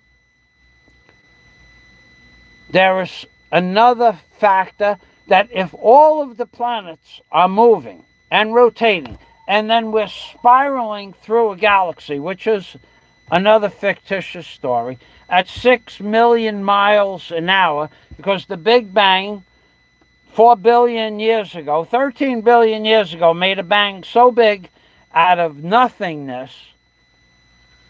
Out of nothing, everything existed instantaneously, and then it came from nothing and then blew up and became everything, and then it's moving at 6 million miles an hour away from the center, and then it's all spinning and spiraling around one another, and yet all the stars, all the so-called planets, and all the luminaries throughout all of history, going back into Plato and the Mesopotamian era and the Mestiza and the Mexicans and the Aztecs, where the planets were 1,000, 2,000, 10,000 years ago, they're still in the exact same position. The Little Dipper is still the Little Dipper. It never got bigger or smaller. The Big Dipper is still the Big Dipper. And all of this is all moving, and yet none of it's ever changed.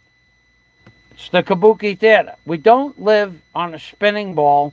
We live on a flat earth. It may be controlled by some force that we don't understand, not God, probably alien in nature. And it's always been like that.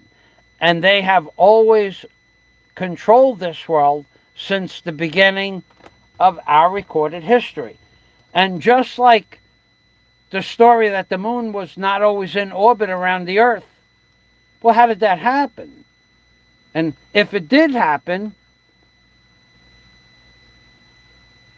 and they tell you the story that gravity grabbed the moon and kept it in place, well, how come there has been no other ever, nobody ever proved by using 10,000 ton rocks or 100,000 ton rocks or mountains of rocks that weigh 1 billion tons?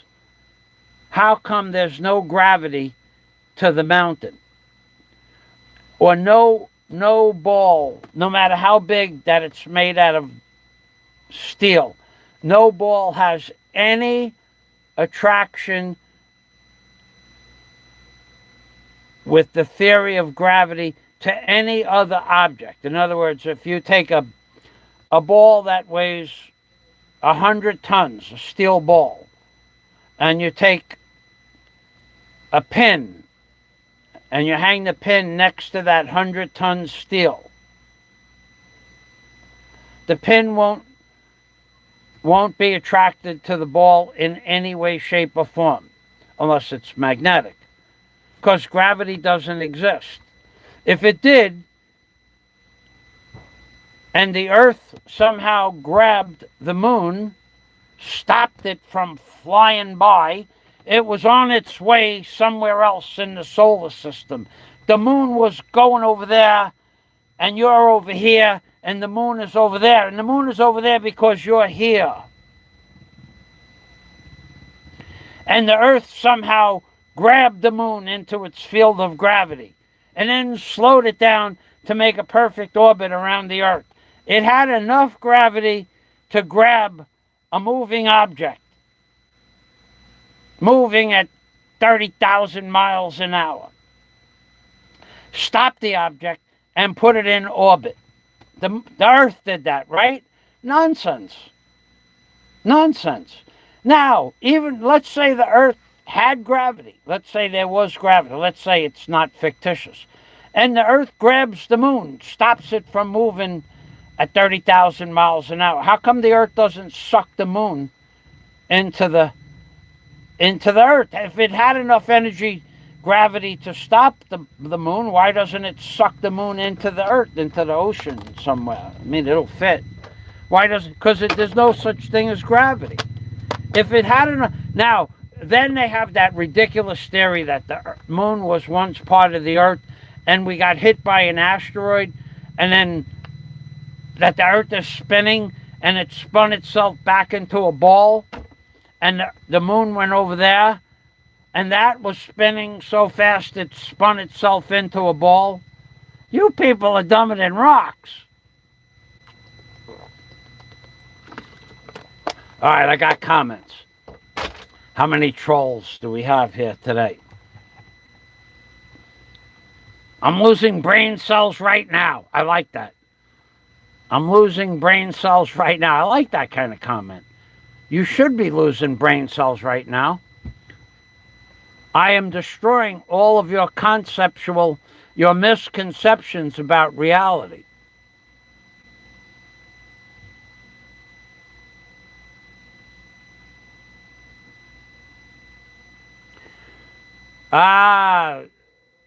Oh, tap the 3 dots and hit the thumbs up. Thanks, Philip.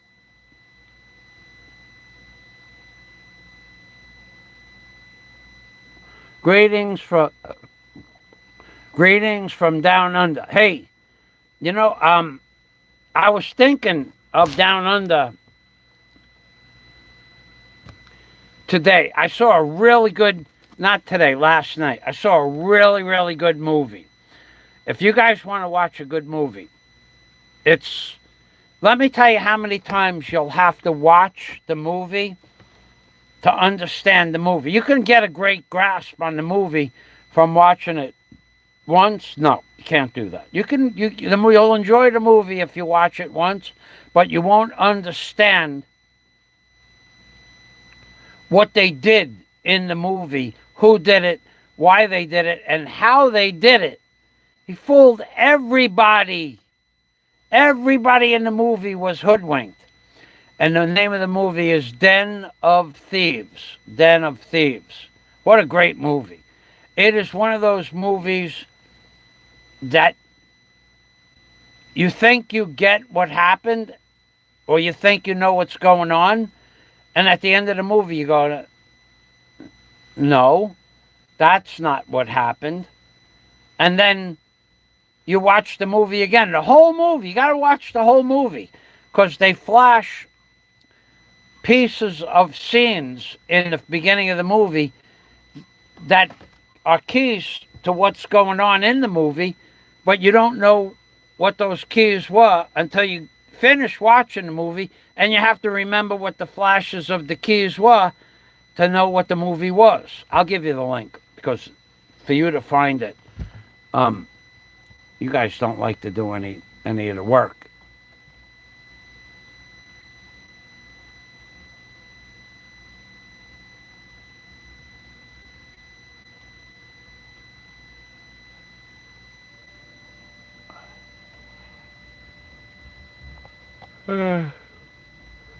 Pattaya Creep Cruiser. Yeah, you know what? Pattaya Creep Cruiser. I read that article that you're quoting from this morning, about 5 o'clock this morning, that rockets work better in space. So what he wrote down, the Pattaya Creep Cruiser, that rockets work better in space because there's less resistance from the air. I read that this morning. So he's right according to that article. Thank you for the comment. The incredulity is strong here. Be honest. What do I think about Israel? I have my opinion about Israel, but I've been watching about an hour and a half to 2 hours a day of Israel and Gaza. On my home page, I have two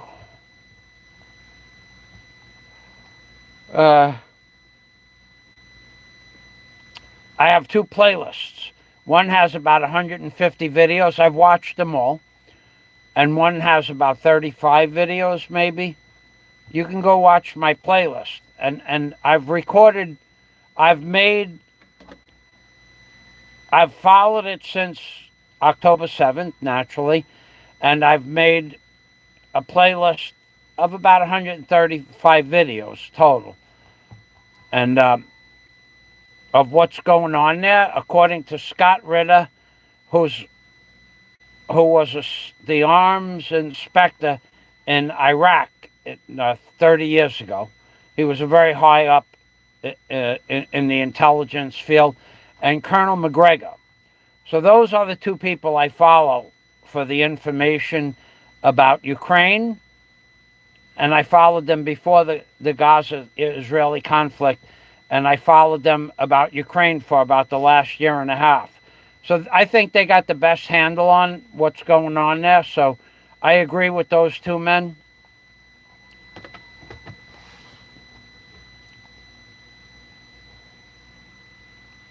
Okay, so we have a troll here. That's a good troll. It's not a bad troll. Let's go to where I was going to go before.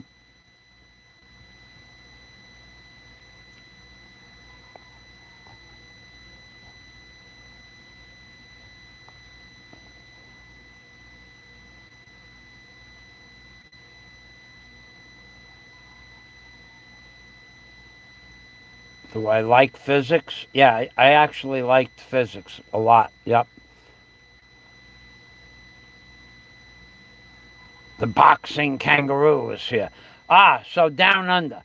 So that's where I lost my train of thought there for a minute. Let me find...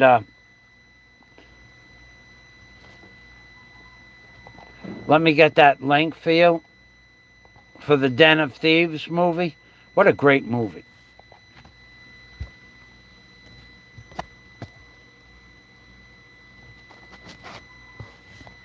And there is somebody that is Australian in the movie.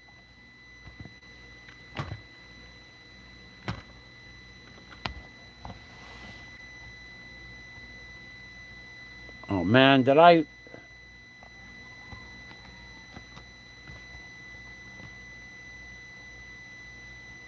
Here it is right here.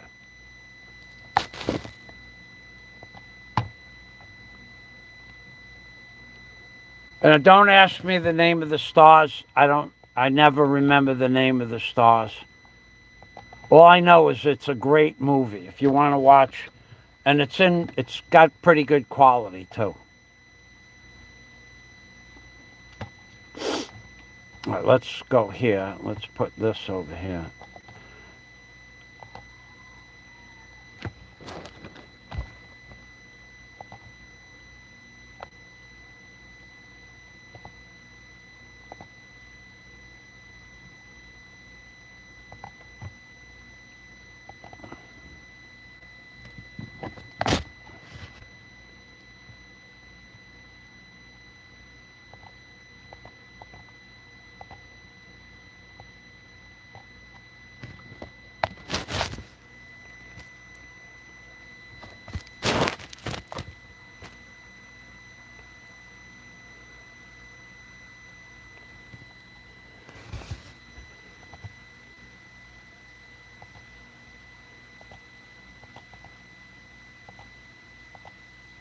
Okay, so that's the movie I would recommend if you want to watch a good movie.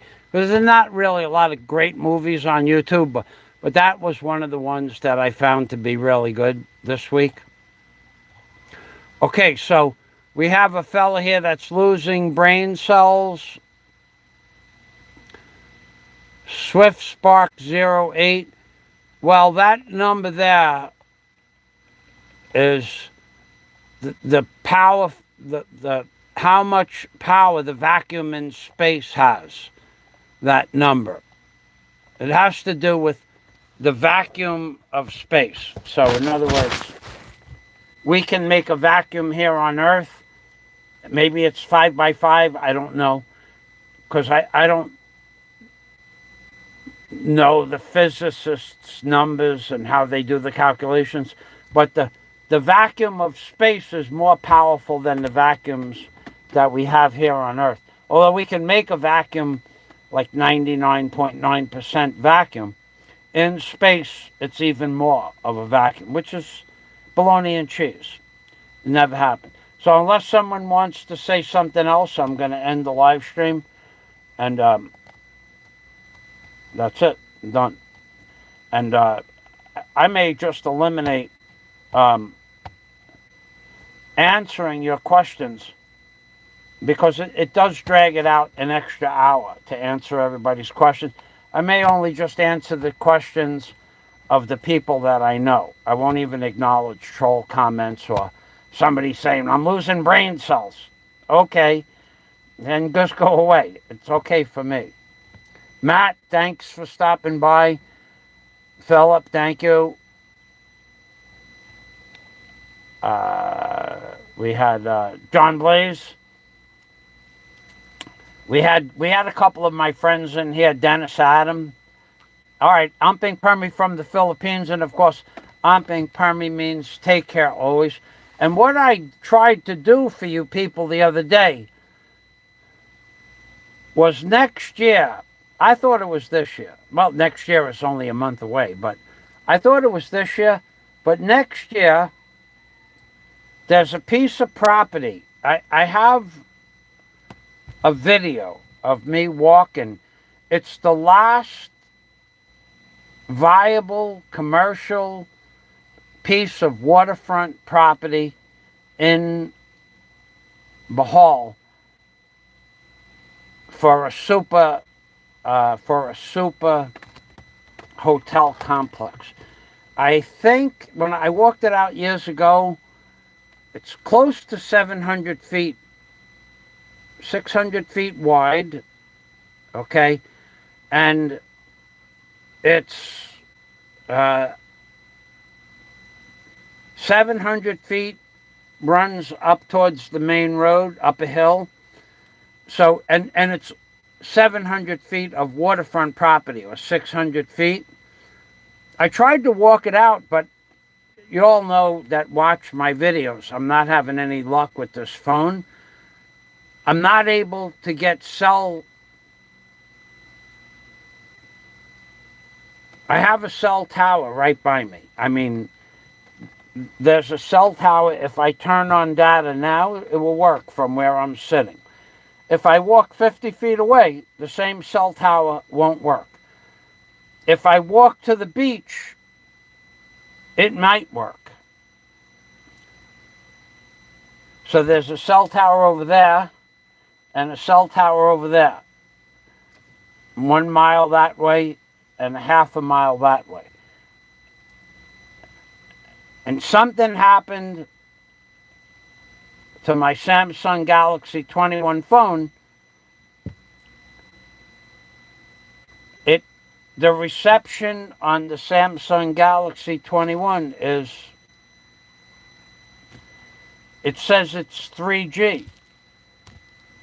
So, and it could be that they reduced the power in the tower of the cell phone. Dr. Yen Lo, thanks for stopping by.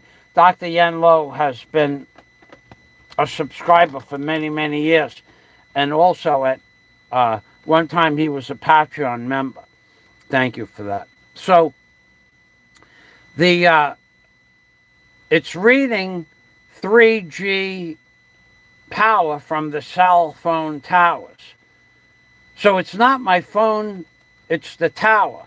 So no longer are they pumping out the power needed to do live streams, even from my beach, even though 6 months ago the power was up at 5G. I don't know why they're doing that. And I asked Globe, and they just lie. They said they're working on it. They're not working on anything. The people in the store, the standard answer here in the Philippines when they don't know the answer to something is, we're working on that now, sir. Call us again next week. And they're lying about that. They're not working on it. They don't know if anybody's working on it. They don't even know how to ask if someone's working on it. And then if they called up somebody in the company of Globe and asked them what's going on with the 3G towers, the person on the phone would say, we're working on it. And then the person in the store would say, we're working on it. Without anybody know if anybody's working on it or not. You'd have to talk to the person that reduced the power in the tower. The power in the tower. So I tried to live stream this property. I videotaped it. It's 19 minutes and 19 seconds. I made a video of it. It used to be when I first got here.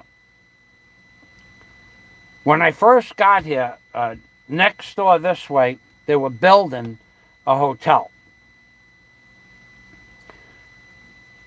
And then in 2018, they tore that hotel down. They had it half finished. They tore it down. Somebody else bought the property. The owner died. They tore the hotel down. It was half of a hotel, big hotel, like maybe 30 rooms. So they tore the whole structure down. The foundations, the septic tanks, everything's gone. And then they were going to build, and then we had the lockdown. All right, and then the next property down is the Aniana. And that got wiped out during a typhoon in 2022. So that's just being rebuilt back up now. It's almost done. Then the next property after that, in that same typhoon, got devastated. It was an old property from the 50s or 60s. Now that's empty. But that property is only 200 feet. The Aniana is about 250. This one here is closer to 600 feet. So they got 1,800 rooms. They're going to be building about starting 200 feet from where I am now. They're going to destroy the reef. That's what I call it, the destruction of the white sand beach. They call it progress. But there's no way that this beach that I live on can take another 1,800 rooms. Down at the end of the island, when I first moved here, I had a friend of mine that saw some videos I did down at the end of the island. And in Dragon Head itself, Dragon Head.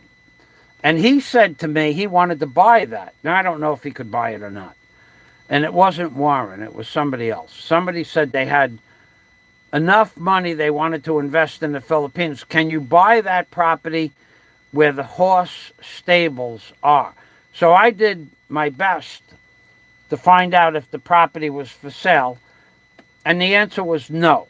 But this goes back to 2014.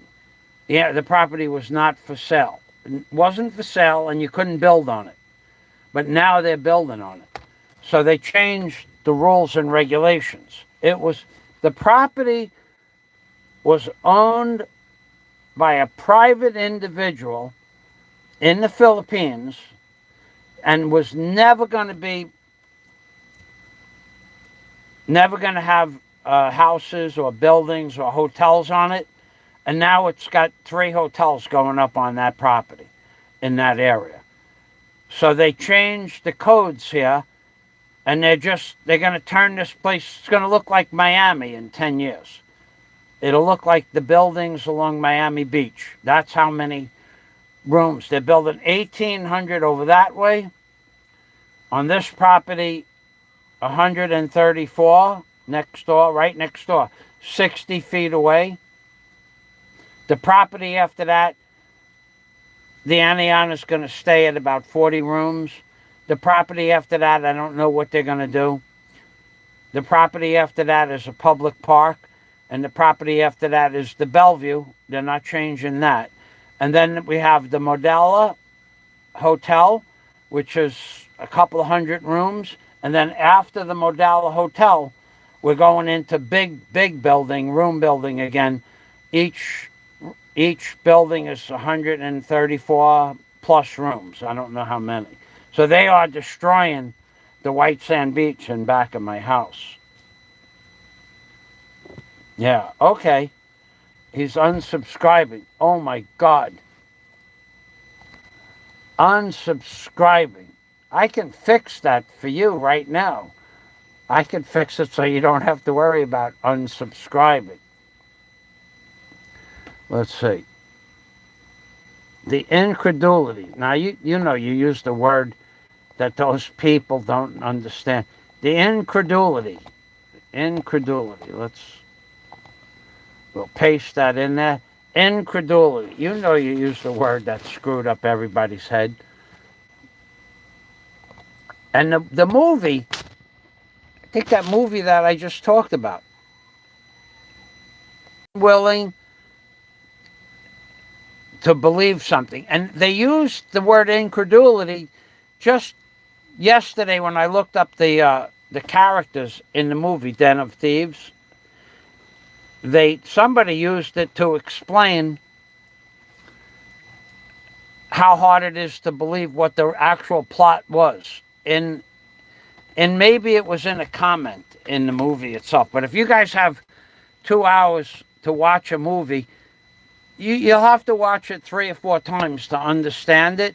But incredulity is the state of being unwilling or unable is the key word there, to believe something.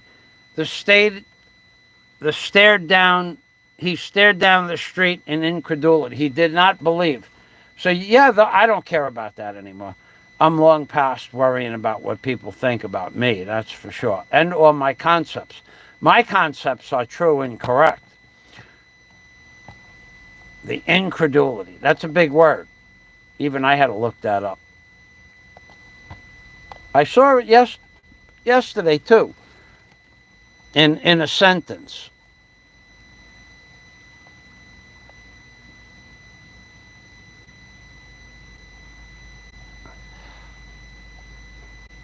We have a guy. I thought you would end the stream. Yeah, I thought so too. Actually, Trees, you reminded me. Trees, look at Trees' comment there. Look at that. Trees, you know what I'm waiting for, Trees? Look at me, Trees. Look there. Are you still here? I'm waiting for you, Trees. I'm waiting for you to hit the super chat button down here. See that button? I'm waiting for you to hit a super chat button. I'm waiting for Trees to hit the super chat button. That's what I'm doing. That's why I'm still live streaming, Trees. Hit that super chat button.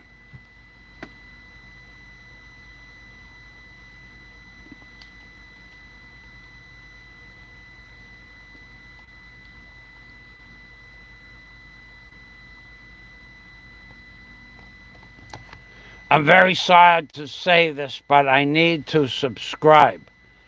Okay, well, thanks for that. Apple Care. Yes, I did. Apple Care. You're talking about,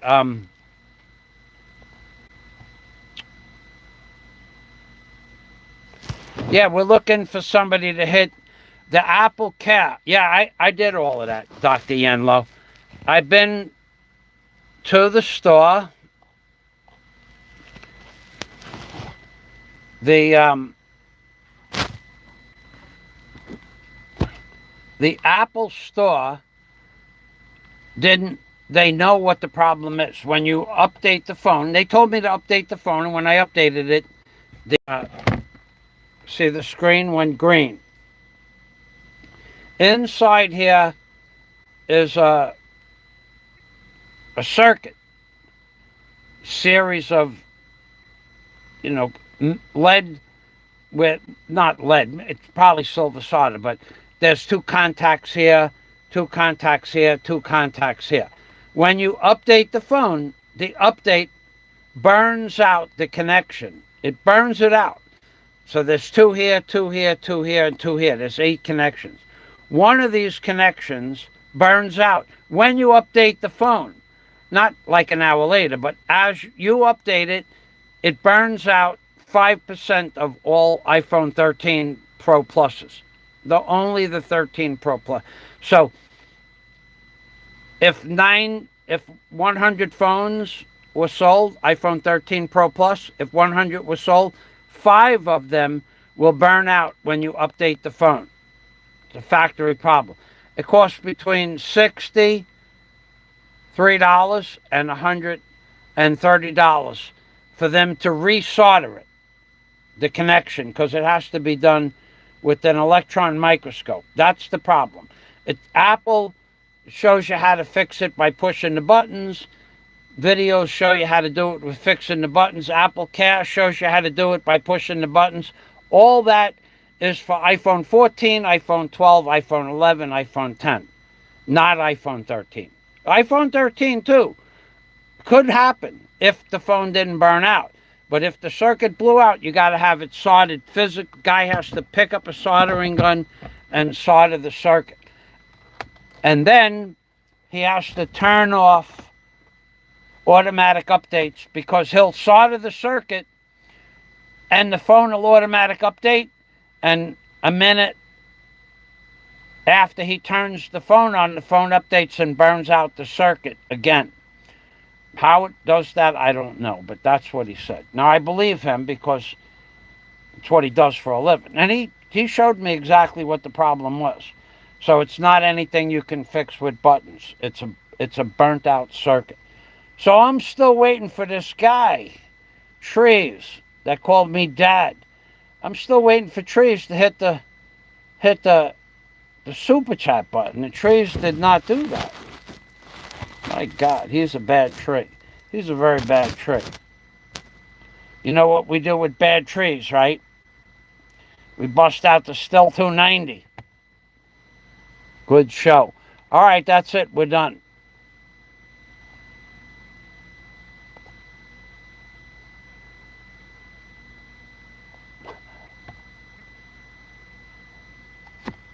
Thanks for watching.